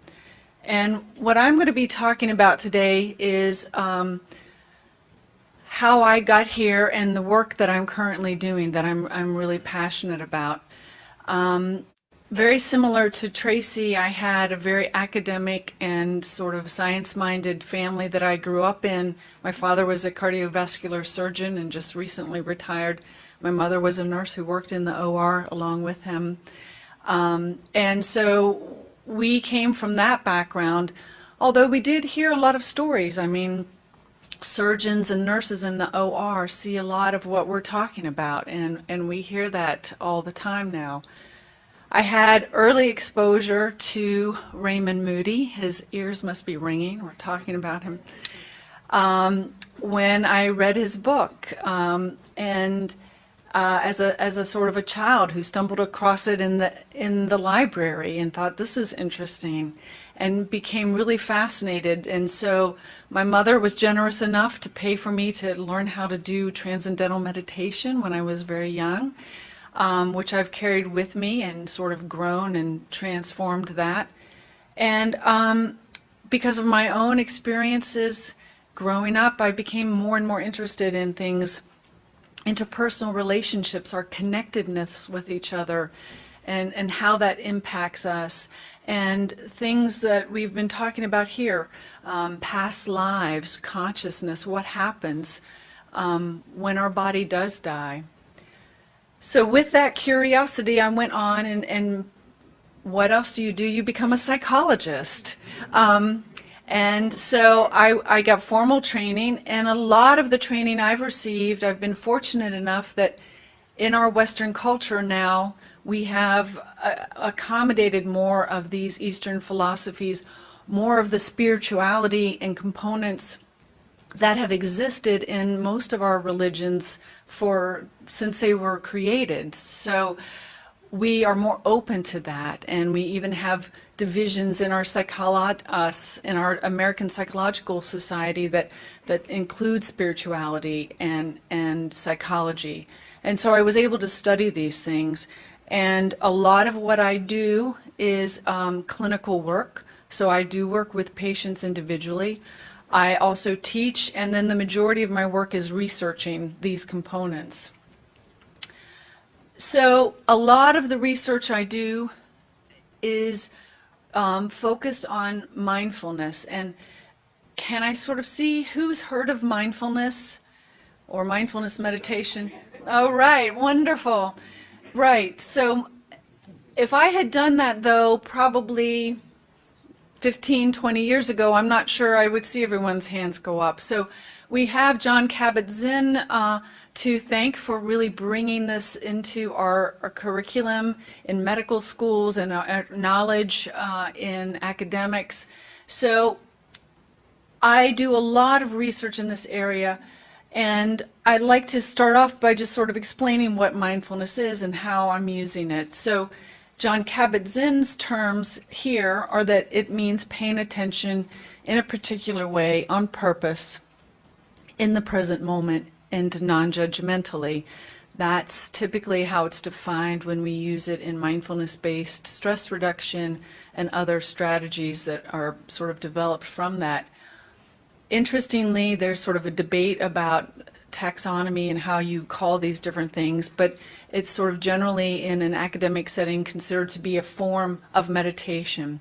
So meditation is sort of the broader view, and meditation can take a lot of forms. Yoga, different kinds of practices, even in Christian religions, other religions are very meditative and can be very mindful. I even had one of my patients convince me that golf is a meditation. He convinced me, I believe him. Not all golfers maybe, but. And it's a little bit of the background of, so mindfulness has become popular through Jon Kabat-Zinn, but it's existed for a long time in multiple cultures and multiple religions. Where we think of it from Jon Kabat-Zinn, because this is sort of where he pulled it from, is from some of this Buddhism found in Southeast Asia, and this particular kind, Theravada. And the terminology even comes from a translation of those words of establishing mindfulness. The important thing with respect to this conversation here is what practicing mindfulness in its various forms, meditation, other kinds of contemplative practices, what it can do for you. So what we've heard about are things sort of spontaneously happening, or happening by accident, or having to take a horrible tragedy to happen.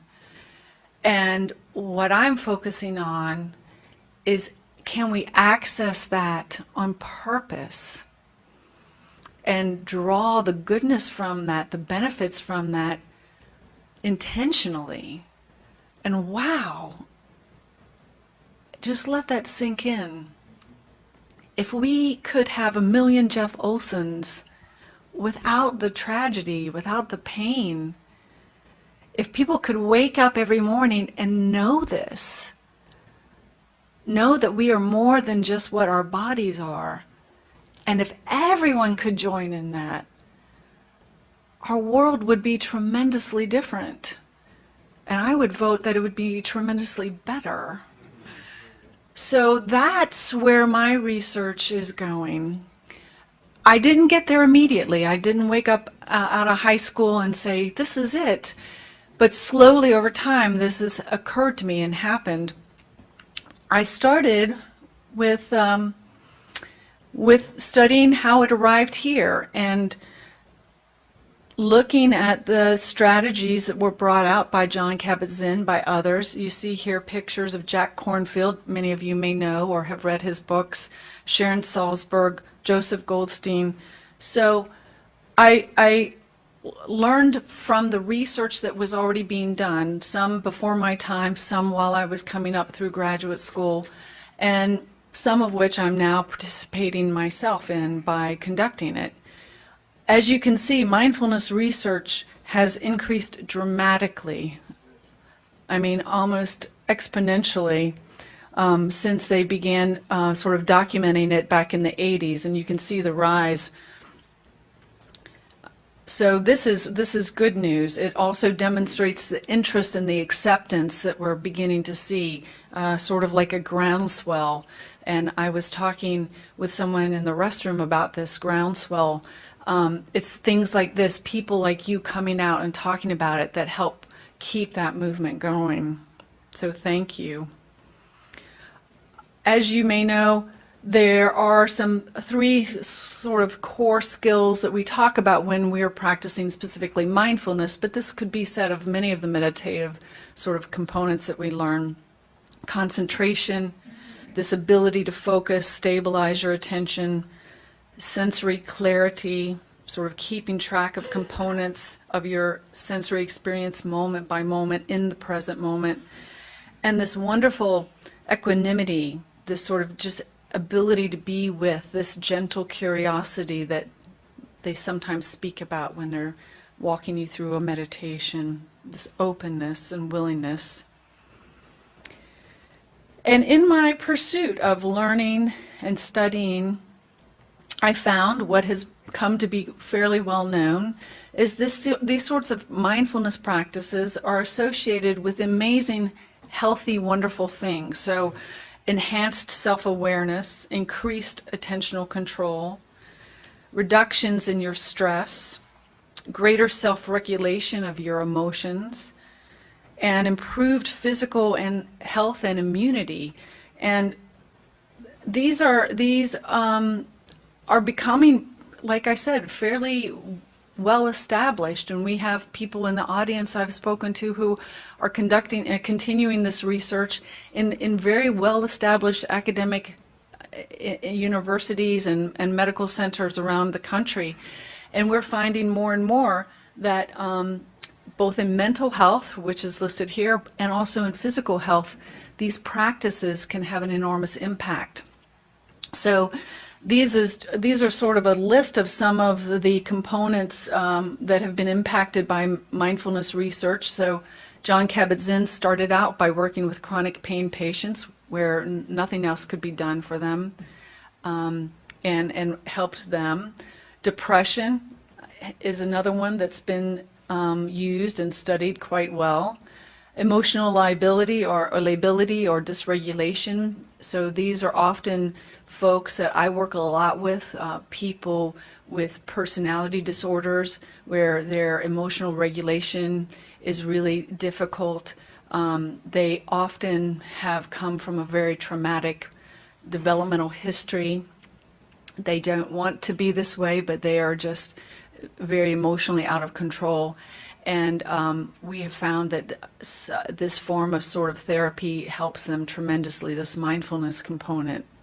It's been used extensively with addiction, both smoking, alcohol abuse or a dependence, and they're expanding it every day to try and work with other addictions.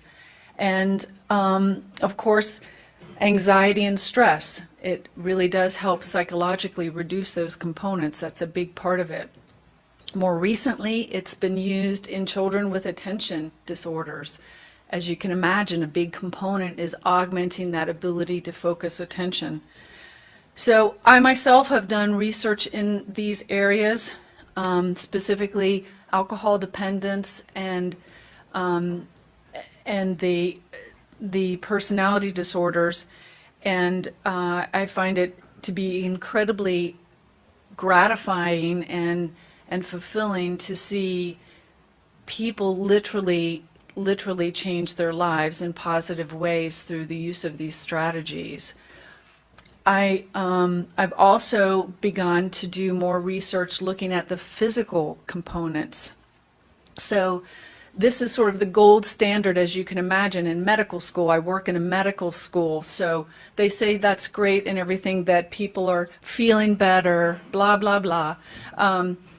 But what about the physical changes? And so we are stepping up and looking at that. I was sharing with some of you that I recently received a large amount of funding to do research on developing a mindfulness-based intervention for people with lupus. This is extremely important to me because a lot of the mindfulness research that we've done so far has been, as you might expect, on white upper middle class people. Many people with lupus are not like that. They are usually African American females, underrepresented. There have been no significant developments in the treatment of lupus in over 2 decades because no one will fund it. We've finally got some funding for this, so I'm very excited about this. We're also looking at, so we're going to be looking at improving their quality of life, reducing their symptoms, but we're going to be looking at the big one, changing their markers for lupus, changing the physiology. This is a little bit of a sidestep, but I'm really excited about it because it's very meaningful and powerful if we can find some significant improvement there. So these are the things that I'm excited about, but there's something I'm even more excited about, if you can believe it, and I get really excited, so watch out.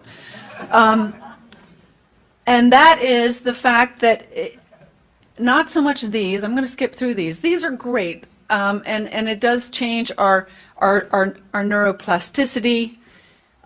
When we're looking at physiologically, brains change. We see this on functional fMRIs, which are measures of your brain in action. We see that people who meditate have changes there for the positive. They're able to change their brain in positive ways, and as was said earlier by you, Jeff, you know, the things you think, they do happen. And we see this here, that this is powerful. It does change, actually, not just things like how you feel, but literally physical changes. We also see changes in prosocial behavior, and this is a big one that we haven't talked about. It's been alluded to, but there is our own mindfulness, our own awareness of our consciousness, and then there is the group.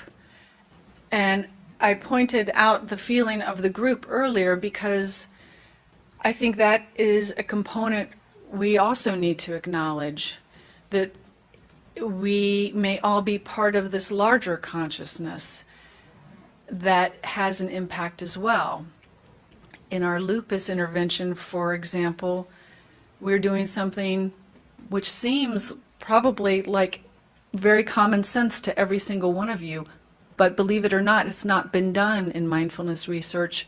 We're bringing in the lupus patients' loved ones, the people they live with, who care for them, and we're going to train them as well so that they can practice together.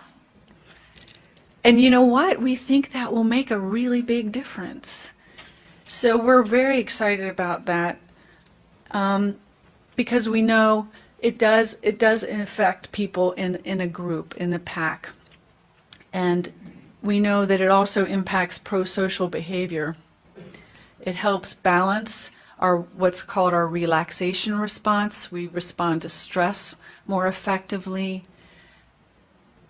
and our regulation. So what's called our resilience zone, physiologically, our mindfulness helps deepen this resilience zone, sort of widen that so we can accommodate more both psychological and physical stress. It's been expanded to be used in the society. You know you're big time when Tim Ryan, the congressman from Ohio, promotes us meditation on the Capitol Hill. This is what I wanted to make sure I got to. So this is what I'm really excited about. The research I've spoken about already that I've been doing, I'm going to continue to do, looking at this impact of consciousness, expanding mindfulness practices on our psychological well-being and our health is wonderful, and it's important, and I'll continue to do that. The one thing that is also not studied is this larger area of other effects that the mindfulness has on people. And these are these sort of other things, the extraordinary experiences that for most researchers, they first of all never ask about. We don't ask people these sorts of questions when we do research with them. And if people spontaneously mention them, we ignore it. So there are a few of us now who are beginning to wake up to this and say we need to collect this information. If you go back to some of the original sort of literature in this, grounded in the spiritual sort of context in which it started, these are to be expected. And in some cases, this would be the whole point of your mindfulness meditation. So why are we ignoring it? So these are the sort of things that we might want to promote. This destruction of the defiling impulses, the nastiness of humanity, psychokinesis, clairaudience. Clairaudience, for those who don't know, is where you pick up, you hear things. And this is a wake-up call for some of you. You might already have this. If you've ever heard maybe your voice called and there was no one there, or you are laying in bed at night and you hear what sounds like a radio playing somewhere, if that's clairaudience, that's us tuning into something beyond here. Telepathic knowledge, retrocognitive knowledge, knowing something that is from the past, and clairvoyance, of course, knowing something in the future. So the way we're going to be looking at this is, first of all, it's also, I wanted to not skip over this, it's interesting that although this is not, like I said, we typically don't study this, there's a very popular therapy that's done now called dialectical behavior therapy. I don't know how many of you have heard of it. Psychologists have heard of it a lot. It's done quite a bit for people with personality disorders or emotional dysregulation problems. And one of the strategies that's used, a predominant strategy, is mindfulness. So it's one of these mindfulness-based interventions that I was talking about. And they use mindfulness in this. I do this practice a lot with patients to achieve this place called the wise mind. And in the development of this therapy, it was developed by a wonderful woman named Marcia Linehan, who's out in Seattle. She talks about the wise mind being this balance between the logical, rational mind and the emotional mind, sort of that Venn diagram where they overlay. That's the meditative place, that mindfulness place that we're trying to get to that I've described before. What's also interesting, though, is that she sort of, as a side note, explained that if people can achieve that wise mind, number one, they use all their other skills more effectively, interpersonal communication, regulating their mood, but also they seem to have this unusual increase in intuition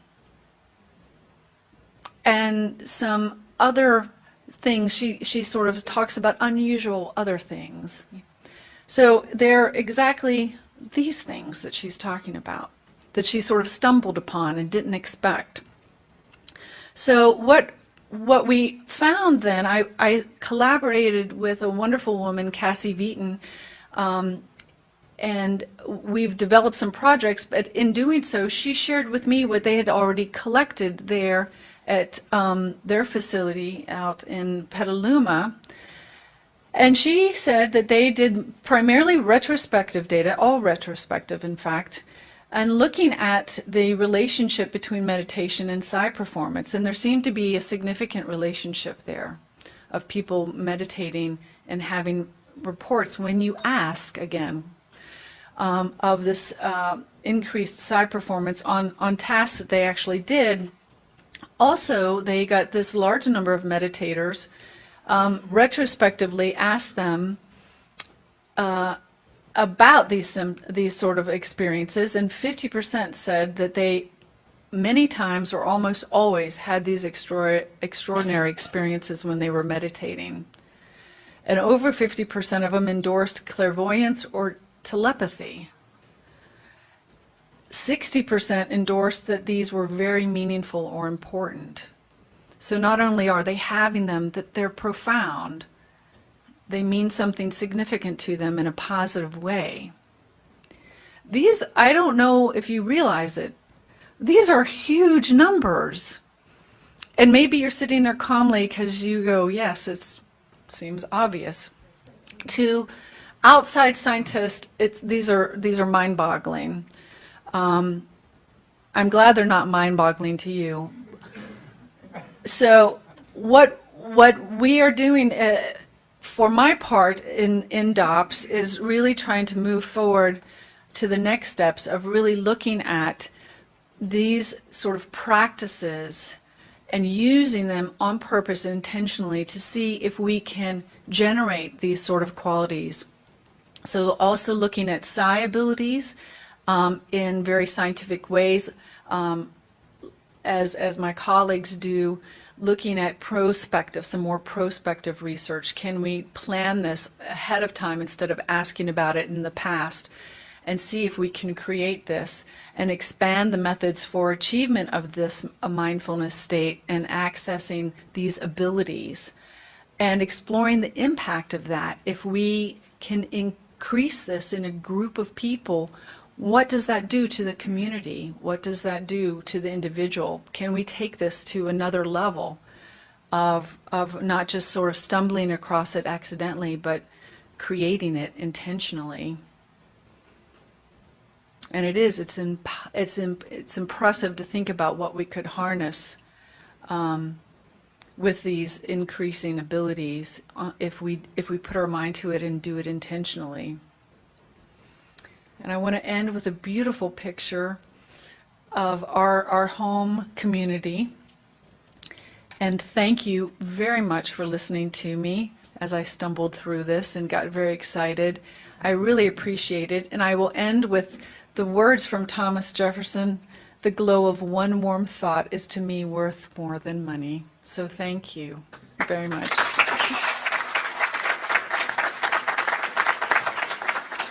Thank you, Dr. Penberthy. And I'm glad you ended with the psi research, because that's a good segue for our next presenter, who has been running the research lab at DOPS for many, many years. And come on up, Ed. And got his start education-wise right here in Boston, just up the river at Cambridge. He's a Harvard man, and has been doing research ever since the days of J.B. Ryan down at Duke University, for some of you who know that. So again, a warm round of applause, if you please, for Dr. Ed Kelly.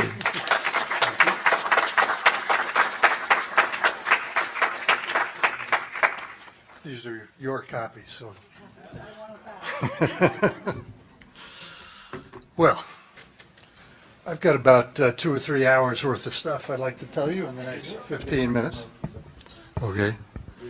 All right. Sensitive. I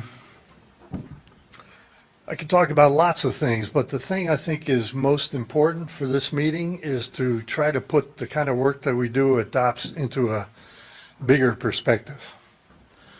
I'm Clearly, the question, what happens when we die, is a rather big one. Most of us would like to know the answer to that. And a lot of our work has been focused on that subject. But our work is really part of a much bigger thing that is gathering momentum as we sit here and talk. And it has to do with a kind of worldview that has emerged over the last several centuries, particularly in the past century or so, and really kind of taken over, and in particular taken over central parts of the scientific establishment, in particular the kind of folks I work. I'm a psychologist by training, experimental psychologist, also have done a lot in neuroscience.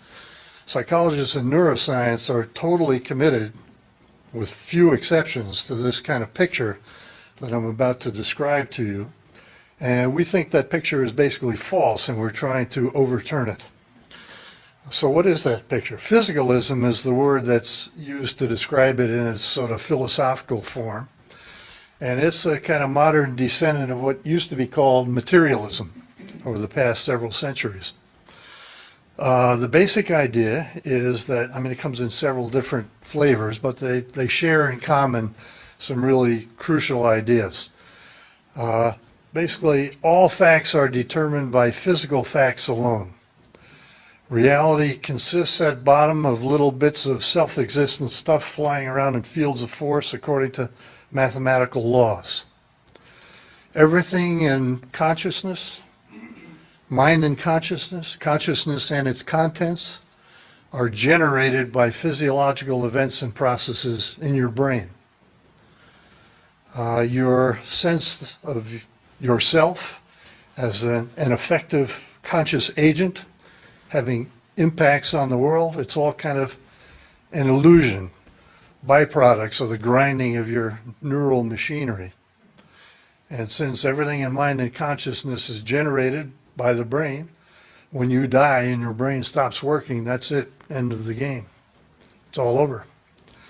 On a more cosmic sort of scale, we see no signs of any final causes in nature, no sign of anything transcendent. In the grand scheme, it looks as though everything is devoid of meaning or purpose. That's pretty grim, don't you think? And yet that's what the great majority of working scientists, particularly non-physicists, believe today, and in particular psychologists and neuroscientists, and most philosophers of mind. Well, I have to say also, this is pretty much what I believed when I started in graduate school, up the river there. It wasn't that we, graduate students were sitting around talking about these things and coming to some rational decision that really is how things are. Don't like it, but that's just how it is, so get used to it. Instead, it was just, it was kind of part of the furniture of the place, almost the atmosphere. You just kind of absorbed it passively. It was just kind of in the background of everything we did. The everyday sort of experimental stuff all kind of relied upon that as background, but nobody really talked about it very much. Anyway, so I swallowed the whole thing, hook, line, and sinker pretty much. Lapsed Catholic, gave up my Catholicism about the first week in college and all that, and never thought about any of that stuff since then. But then sort of late in my graduate school career, I had two sort of shocks. The first one was that a project that I was working on had to do with computer recognition of the most important senses of high-frequency words in context. And I worked on that diligently for a number of years, and it turned out to be a whole lot harder than anybody had led me to believe it would be. In fact, it's led me to be very skeptical in general about the computational theory of the mind. This was the big new thing at that time, taking over from behaviorism. I mean, you have to appreciate that back in the 1960s, this was a big step forward, because starting in 1913, shortly after William James's death, it had become unfashionable even to use the word consciousness in polite company, scientifically speaking. So this was kind of a step forward. We were at least willing to talk about mind and things going on inside. Anyway, so that was a kind of a shock to me and a disappointment. And right about the same time, for personal reasons I won't go into, I started getting interested in experimental parapsychology. And the reason was, basically, as Kim just indicated, that the property that really defines all these phenomena is that if the physical story were true, they couldn't happen. So if you get information about some physically remote state of affairs or something that's going to happen tomorrow, or something that happened yesterday without reading a newspaper or something like that, or if you can have an effect on your environment without using your muscles, then those things just should not happen. And that's theoretically interesting, right? I mean, there are two ways to react to this. You say, oh, that's horrible, let's put it aside, and that's the most common reaction in the scientific world. But for people who have their sort of antennae up for important developments, wow, that makes the stuff really interesting. That's why we should study it. That's why William James was interested in. I mean, I learned that early on in my exploration of these things, and I had learned it from many of my colleagues in William James Hall. In fact, I don't think half a dozen of them knew about it. He spent half his adult life studying these things. Amazing. Okay, so I decided, throw caution to the winds. I went to work for J.B. Ryan, pretty much right out of graduate school after a postdoc.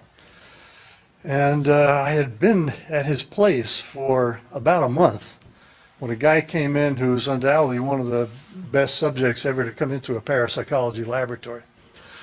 And I won't bore you with the details of what happened, but basically any doubts that I had about the reality of psi phenomena were blown away by this guy in the first day that he was there. And it kind of went on and on from there.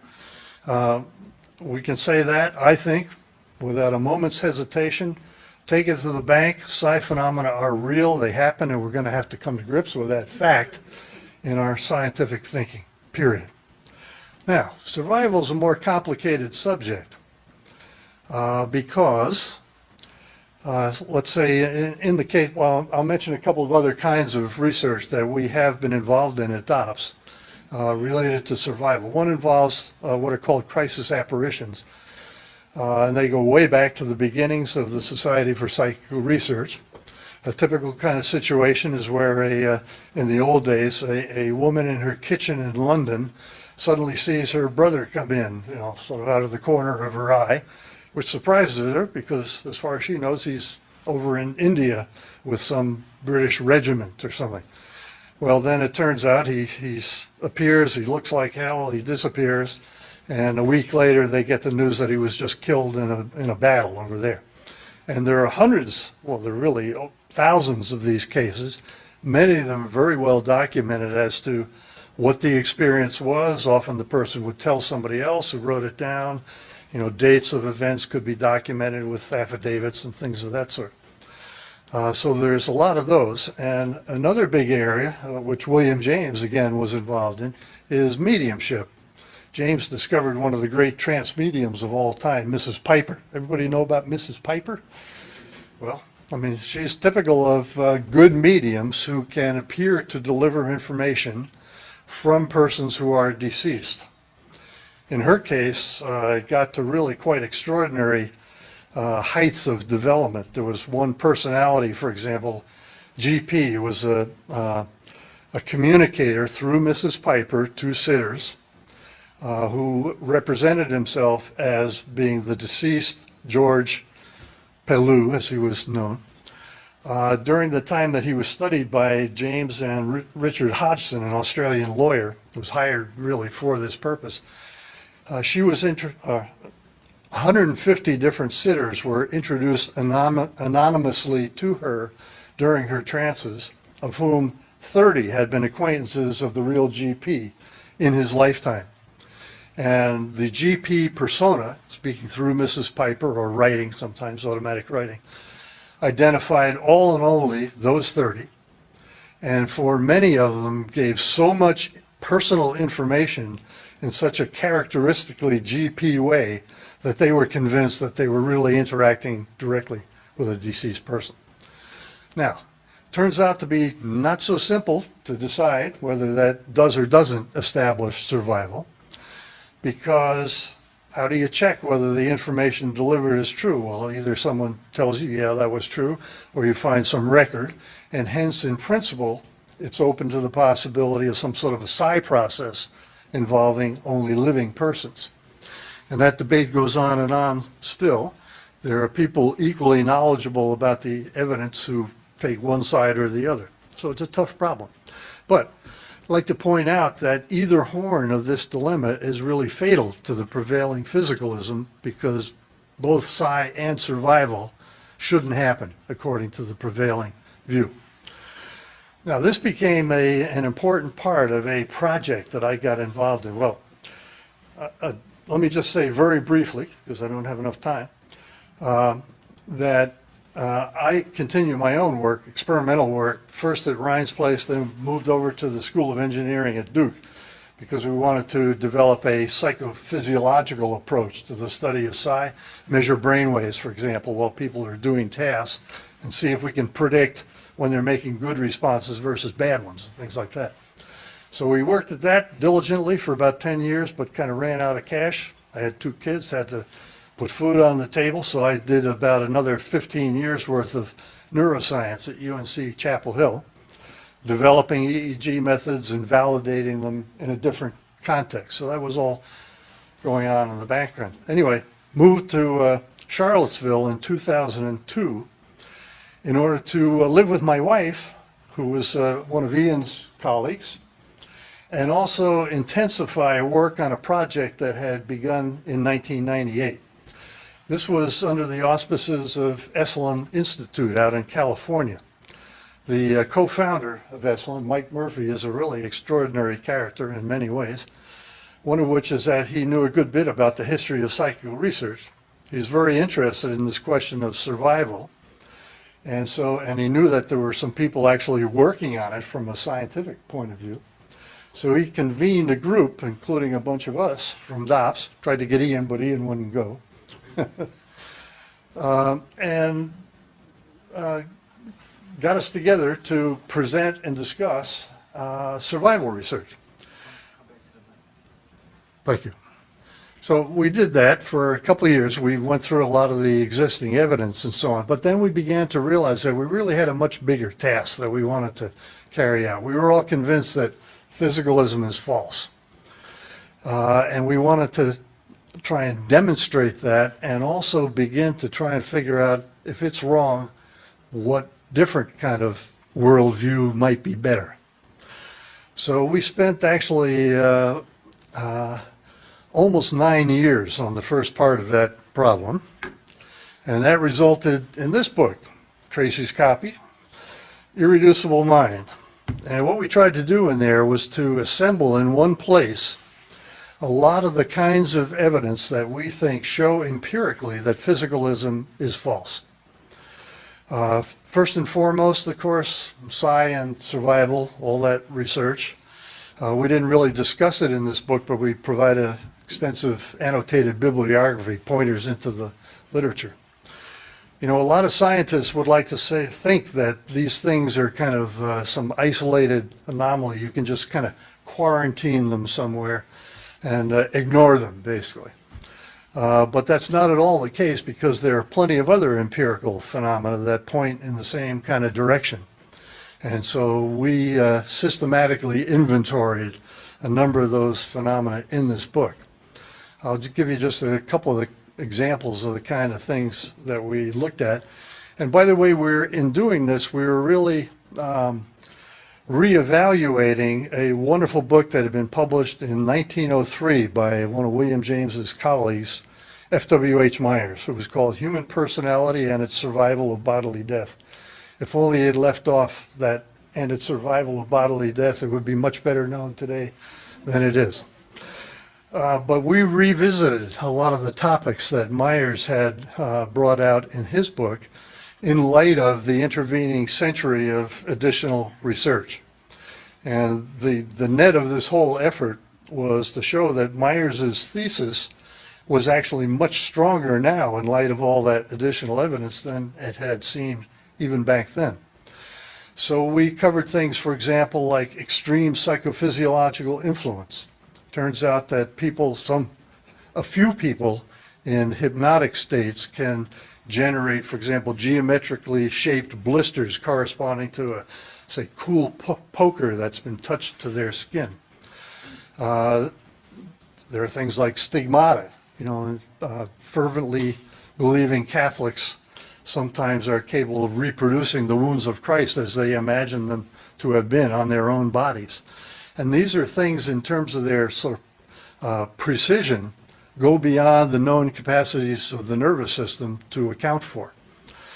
Well, we have chapters on things like multiple personality, sometimes a personality of much greater capacity than the everyday personality suddenly appears, takes over, may know about personality A while personality A doesn't know anything about personality B. Again, very hard to account for in neurophysiological terms.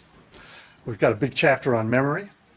I personally think one of the most important areas that we touched upon is what Bruce was talking about, near-death experiences, and in particular those that occur under extreme physiological conditions such as cardiac arrest and deep general anesthesia. And that's because there is a very strong consensus in contemporary neuroscience about what the conditions are that are required for conscious experience. And here we have cases in which those conditions have been abolished or very seriously degraded, and yet people are not only having experiences, but the most intense and important experiences they ever had in their whole lives. Psi even figures into some of this work because a key feature is the ability to show that the experience was occurring at the time the person was out, because the person can report something that happened during that time that it would have no means of knowing about. We also talk about stuff like extreme forms of genius and mystical experiences. Mystical experiences, you know, they're hardly talked about at all in the contemporary science literature, and to the extent they are, it's mostly to be pathologized or, you know, ignored. Now, all these things together lead to a picture of how mind and brain work together. We're not denying that the brain has a lot to do with ordinary experience, but we're rethinking the way it works. And this is again along lines that William James announced over a century ago. You know, the conventional view looks at the correlation. Everybody agrees there's a strong correlation between properties of mental experience and what goes on in the brain. The question is, how do you interpret these correlations? The conventional view is to say, well, they show that the brain produces consciousness. You get hit on the head, your consciousness gets weaker, you know, drink too much, whatever. Now you might say, well, but wait, I take a thought to raise my arm, the damn thing goes up in the air. Isn't that mental influence on the physical? Well, the tricky answer from the physical side is that thought you had was just a pattern of activity in your brain. Physical on physical, no problem. But we found a number of places where that argument can be overcome. And so the picture that arises is one in which the mind is inherently something much bigger than we customarily know about. Our everyday consciousness arises from the interaction of that larger something with the brain as it's going through its ordinary activities.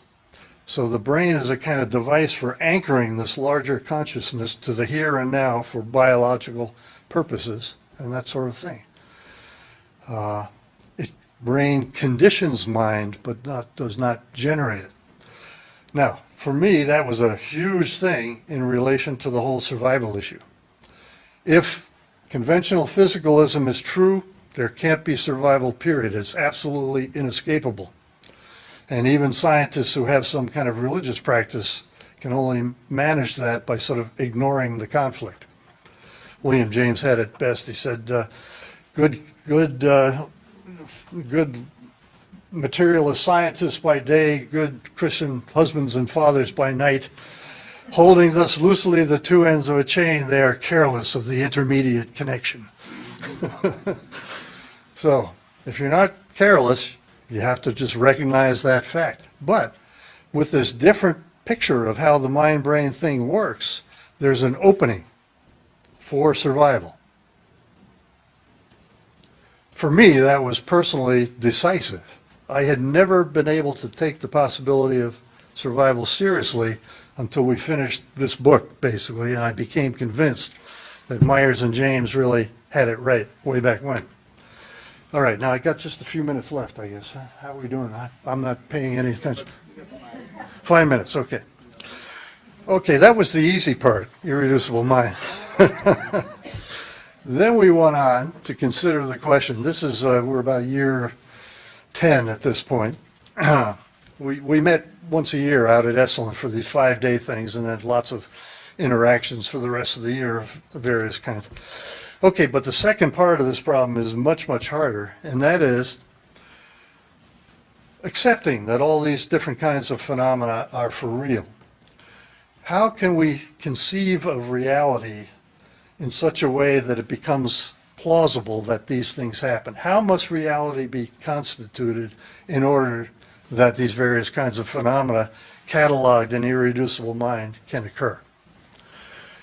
Well, the basic strategy that we pursued in trying to grope toward an answer, and let me just start by saying we do not have an absolutely definitive answer by any means. We feel like we're kind of going in the right direction. What we did was to revisit a number of systems, big systems of thought, both ancient and modern, that have taken the reality of at least some of these phenomena for granted and gone through that exercise of trying to figure out, well, how are things so that you can, have psi phenomena and survival and so on. So we looked at things like Patanjali and yoga, the Neoplatonists, later developments in Hindu philosophy, Kashmiri Shaivism, extending down even to a guy like Aurobindo, and I see you nodding back there, you know about this stuff. We also inventoried several modern physical systems. We had a couple of quantum theorists and a cosmologist who have their own ideas about, developments of physics that would accommodate stuff. We visited a number of modern Western philosophers, including Alfred North Whitehead. Well, we went back as far as Leibniz. We've got a chapter on Leibniz in our book. What I'm driving to is our second book, Beyond Physicalism, subtitled Toward Reconciliation of Science and Spirituality. And that really is the punchline of the whole exercise. Because, chapters 14 and 15 in this book are the kind of summary of where we have gotten to so far in this process. And the bottom line is that if you take the existence of these various rogue phenomena seriously and attempt to figure out how things must be in order for them to happen, we believe you are driven inexorably into metaphysical territory shared with the world's great traditional faiths. That doesn't mean it endorses any particular one of them in all details, but that they have certain things in common. And in particular, the idea that seems to be emerging most forcefully is that, contrary to the recent spate of attacks on all things religious from representatives of classical physicalism, there is at the heart of reality some kind of enormous conscious something that we are somehow connected with in the deepest parts of our being, that is expressing itself through the evolution of the whole world as we experience it. It has a name, I won't even quote it, but I recommend that you look at that if you're interested.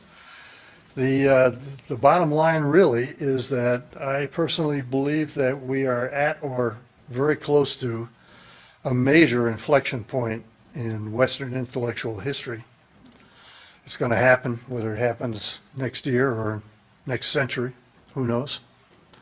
It's hard to tell about these things. The great social forces flying around out there, potential for good and evil that we see on the news each day. But it will happen, and the kind of work that we do at DOPS, I think, has a lot to do with making it happen. And I think, we have 50 years of accomplishment behind ourselves. We've got our conceptual and technical and practical situation pretty well in hand. And we hope you'll all be with us as we try to carry the whole subject further in whatever ways you can. Thank you.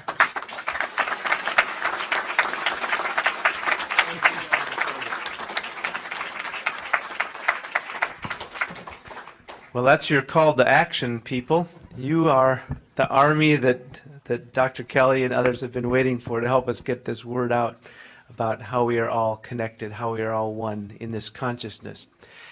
And you were wondering why Tracy was plying you with wine this whole time. We got you nice and deep in these altered states of consciousness. We're going to have some question and answer here for the next 15 minutes or so, and then we're all going to stick around till about 4:30. So I want to invite you to track down your favorite researcher and talk to them about your ideas. You heard Drs. Tucker and Penberthy mention that University of Virginia Division of Perceptual Studies early on got some endowment funds from Chester Carlson and some other folks, which has been fantastic, and it's the only reason, honestly, that the division has survived for 50 years. It has maintained everything that they've done up till now. That said, it does not take care of our current ambitions, let's just say, to expand these programs, do more of this kind of research, do more of these kind of road shows, public lecture series, more research in the labs. So that's where we're coming to you asking for your help. Now, it's not just financial help, although that's definitely necessary as well. But if you have intellectual energy, if you have physical energy that you want to put toward helping these folks, we're going to be in Philadelphia in the spring. We're hoping to be in North Carolina in the spring.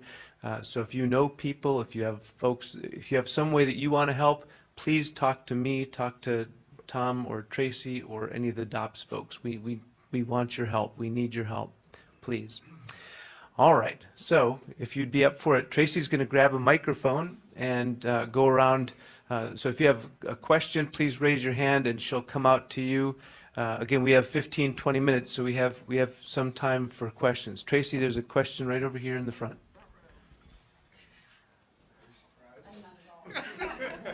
And by the way, I'm just going to invite you, because we do have limited time, to focus your question. We have a lot of people in this audience who have had amazing experiences that might want to share their experiences, but please hold that for afterwards. Let's just focus on the question. Sir. A good segue into my question for the doctors is, have any of you or all of you had any mystical or out of ordinary experiences that you would like to share with us on a personal basis? No. I feel myself to be a little bit like William James this way. He had a tremendous affinity for the subject. He spoke of himself as having a mystical germ, but never had any kind of mystical experience himself. And yet he had a kind of openness to the subject that I think benefited him and us both. So I hope to emulate his good example. Others? Anybody else on the panel? Okay. Yes, Sorry. ma'am. Anybody can answer this, but I think it's maybe geared towards Dr. Kelly. Do we know exactly what's happening in the brain when with people who are able to communicate with those who have passed? Well, these questions are easy. No. Okay.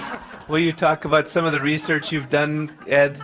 Will you talk about some of the research you've done in the lab on mediums and that sort of thing? Well, we haven't done it. I mean, we've mainly been getting ready to do it. We now have actually a state-of-the-art EEG lab at DOPS, thanks to a generous grant we received some years ago. And mediums are among the kinds of people we really want to study. We learned during our Duke phase that psi doesn't happen haphazardly in space and time. It congregates very conspicuously around certain kinds of people and states of consciousness, and in particular things like deep states of meditation or hypnosis, or trance mediumship.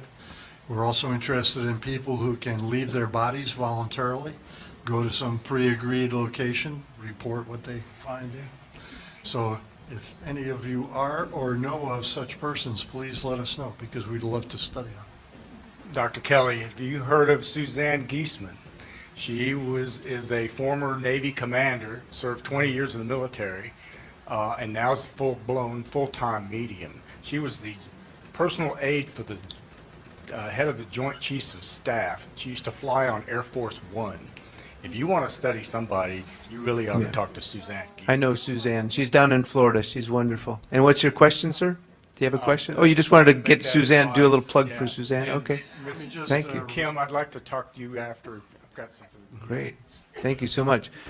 And if I may share, Tony, is it, had his own experience that I hope that both Dr. Kelly and Dr. Grayson should hear. It was really fascinating and amazing. Thank you for sharing that. People who have got the ability of clairvoyance or something beyond the rational, is that part of the makeup, the brain makeup? Or when people are under tremendous stress, they go beyond the logic? It's like you have nothing to lose, so you are more in touch with something else. I'm not sure if I made the question clear. That's okay. They can take vague questions too. Who's up for it? Dr. Grayson? We can give you vague answers to your vague questions. But there's been some research done with looking at what's going on in the brain when different things happen, whether it's out-of-body experiences, near-death experiences, mediumship. The danger is that that doesn't mean what's going on in the brain is causing these experiences to happen. The brain changes may be a reflection of what's going on. For example, Kim talked about meditation causing changes in the brain. If you just look at meditators and brain effects, you might assume that it's the brain effects that are causing the meditation, but it's not true at all. Look, let me give you the example of a television set. You can change the channel or the volume by changing the dials on the set or by pushing your remote control. And it looks as if you didn't know how televisions work, that the television set was producing a show for you to see. You press a button, the show disappears. Press another button, the show appears again. Obviously, the TV is creating this show. But we know because we made televisions, that's not what's going on at all. The show is created somewhere 1,000 miles away, and it's being transmitted to your television set, which receives it from outside. And it may be that's what the brain is doing as well. The mind is somewhere outside, and the function of the brain is to receive that and to translate it into a way that the body can understand. Brains were evolved in order to help us function in this world, to find food, to find shelter, to find mates, to escape danger, and that's what it's limited to. These spiritual things are not part of what the brain was created to do. So when you have spiritual experiences, the brain does not handle this. So what we find is that when you study what's going on in the brain when these spiritual experiences happen, we don't get concrete answers. People have looked at what's going on in the brain when people are talking about their near-death experiences, and you see virtually the whole brain is involved. That's what you'd expect. There's thinking, there's perceiving, there's remembering. So the whole brain is involved with it. But that doesn't mean that the brain changes are causing the experiences. This is the way, for example, as I'm talking to you right now, your left temporal lobe is very active because you're processing the sound of my voice. That doesn't mean your brain is creating my voice. It's just reflecting your experience. Dr. Grayson, since you have the mic, will you let folks know about that gentleman who had an unusual brain, let's just say, that was studied? Actually, there was a British pediatric neurologist, John Lorber, who studied people who had hydrocephalus, which is basically water on the brain. And he studied people who had extreme hydrocephalus. In some cases, they had just a tiny fraction of brain matter, and yet they had normal mental functioning. And often these people were discovered by accident. There was one person who was a graduate student in mathematics, a brilliant man, who had headaches, and because of that had a brain scan. And they found he had virtually no brain at all. This is a guy in his 20s with a family and a normal life and virtually no brain. So how do we explain this? We don't. We can't explain it. It's those kind of things. Do we have another question? Up here, Tracy. In the meantime, I'm going to ask Dr. Tucker a question that somebody else asked me at the break, which is why focus on children that remember past lives and not adults who have regressions or dreams? Well, the main reason we focus on children is because they are the ones who have spontaneous memories from past lives. There's also the advantage of they haven't been exposed to a lot of material, a 2 or 3 year old, so you can be sure that they didn't see a movie on the Middle Ages or whatever. Hypnotic regression is something that, to be honest, we're quite skeptical of as far as it producing valid past life memories. But with the children who do it spontaneously, then we have a lot more confidence in that work. Very good. Thank you. Yes, sir. Dr. Penberthy, what's your experience or about hemisync and binaural beats and meditation? How do you find that works? Hemisync is through the Monroe Institute just outside of Charlottesville, Virginia. Yeah. Yes. Thank you for the question. I have not done research in that area, so I really don't have anything to offer. You may, in fact, be more knowledgeable than me on that regard. So sorry. Okay. It does speak to how the brain functions through. Oh, okay. Ed's got it. Okay. Yeah, I need to be careful how I say this. The kind of work that we did at UNC for many years is very closely related to the possibility of detecting EEG responses produced by binaural beats. And we've done a couple of little studies in which we did not see any such responses. So my suspicion is, I don't know this for a fact, I'm convinced that all kinds of odd stuff goes on down at the Monroe Institute. And, binaural beats are part of what they do, but not all of what they do. There's a lot of things going on there, including, group effects and stuff like that, a lot of expectations. So I'm a little doubtful that binaural beats are a physiological explanation for the things that happen, but it's part of an effective procedure. Those of you who don't know, Mr. Monroe, who created the Monroe Institute, was an engineer who had spontaneous out-of-body experiences and was curious enough to and wanting to share it with other people to the point where he tried to find out why this was happening to him and how he could give this experience to other people. And so that's what they're doing, that wild stuff at Monroe Institute. Yes, another question right here. Sure. Actually, before I ask my question, I want to mention to Dr. Kelly that are you familiar with the work of Dr. Julie Bichel with mediumship? You were saying that you were interested in, researching mediumship and getting all that kind of stuff in. She's done a lot of work with quintuple and quadruple blind studies on mediums and has done a lot of good work there. My question, though, has to do with what are your thoughts on what would constitute scientific proof? I know it's a tough question to answer, but since we are interested in getting this out to the masses and proving or convincing, I should say, that there really is something beyond the physical, how do we do it in such a way that would convince the scientific community that's looking for reproducible experiments and so forth? Beyond, how do we go beyond anecdote? Well, there's a lot to be said here for sure. Number one, there's already a whole lot more than anecdote. In fact, even a lot of the field investigations are way more than just anecdotes. They involve a lot of careful documentation of things that happen. There are things that happen repeatedly in different places in the world, like the cases of the reincarnation type. Science is never a matter of absolute proof. It's a matter of piling up evidence in favor of or against competing hypotheses. And there are going to be people out there, we know for sure, who will never believe in the existence of psi phenomena, even if they happen right in front of their face. I mean, it's just a fact. There are some people who are so committed to defense of the prevailing physicalism that no evidence will ever be enough to convince them otherwise. So what we do is the best we can. We produce the best field studies, the best experimental studies we can, and let the chips fall where they may.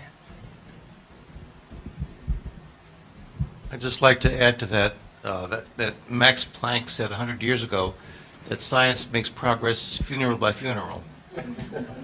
And people who are wedded to a certain worldview are not likely to change it.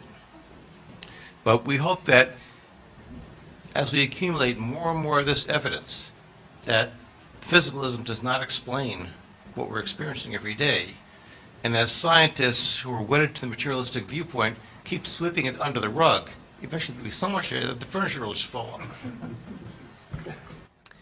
We're right at 4 o'clock. We have time for one more question, and then I'm going to wrap things up. I'm Irish, I'll speak fast. 2 questions. Bernadette. Bernadette. So do you see opportunities for DOPS to collaborate with people like Dr. Seligman, who in the field of applied positive psychology? So I see a lot of synergies there. So that's the first question. And then the second question, maybe because I've just finished reading The Art of Racing in the Rain.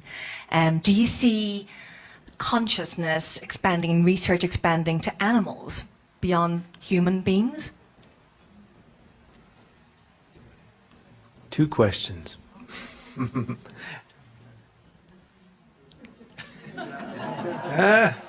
Jim, you have a story about animals in your book. But I'll let you take either question.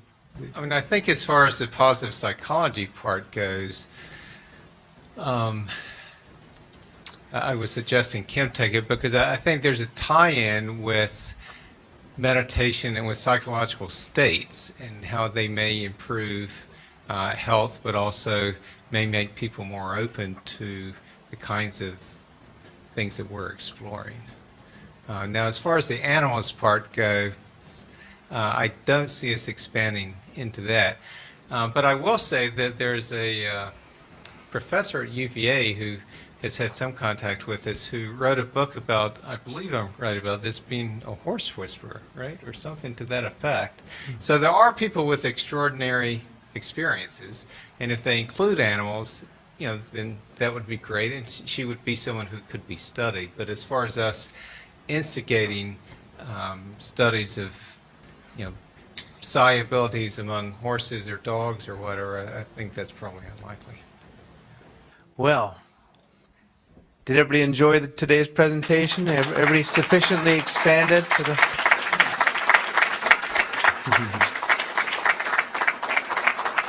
So I want to thank each one of you for taking your Saturday afternoon for being here. Please visit uvadops.org to learn more and or to contact us, or for the next 30 minutes while you're helping yourself to the last of the refreshments, contact any one of us from the University of Virginia. So one more time, let's please thank our panelists and our presenters, the DOPS Research. And one more time, let's thank our host, the inimitable Tracy Cohen. Thank you, Tracy, for hosting us. Beautifully done. All right, everybody. Thanks again. You take care.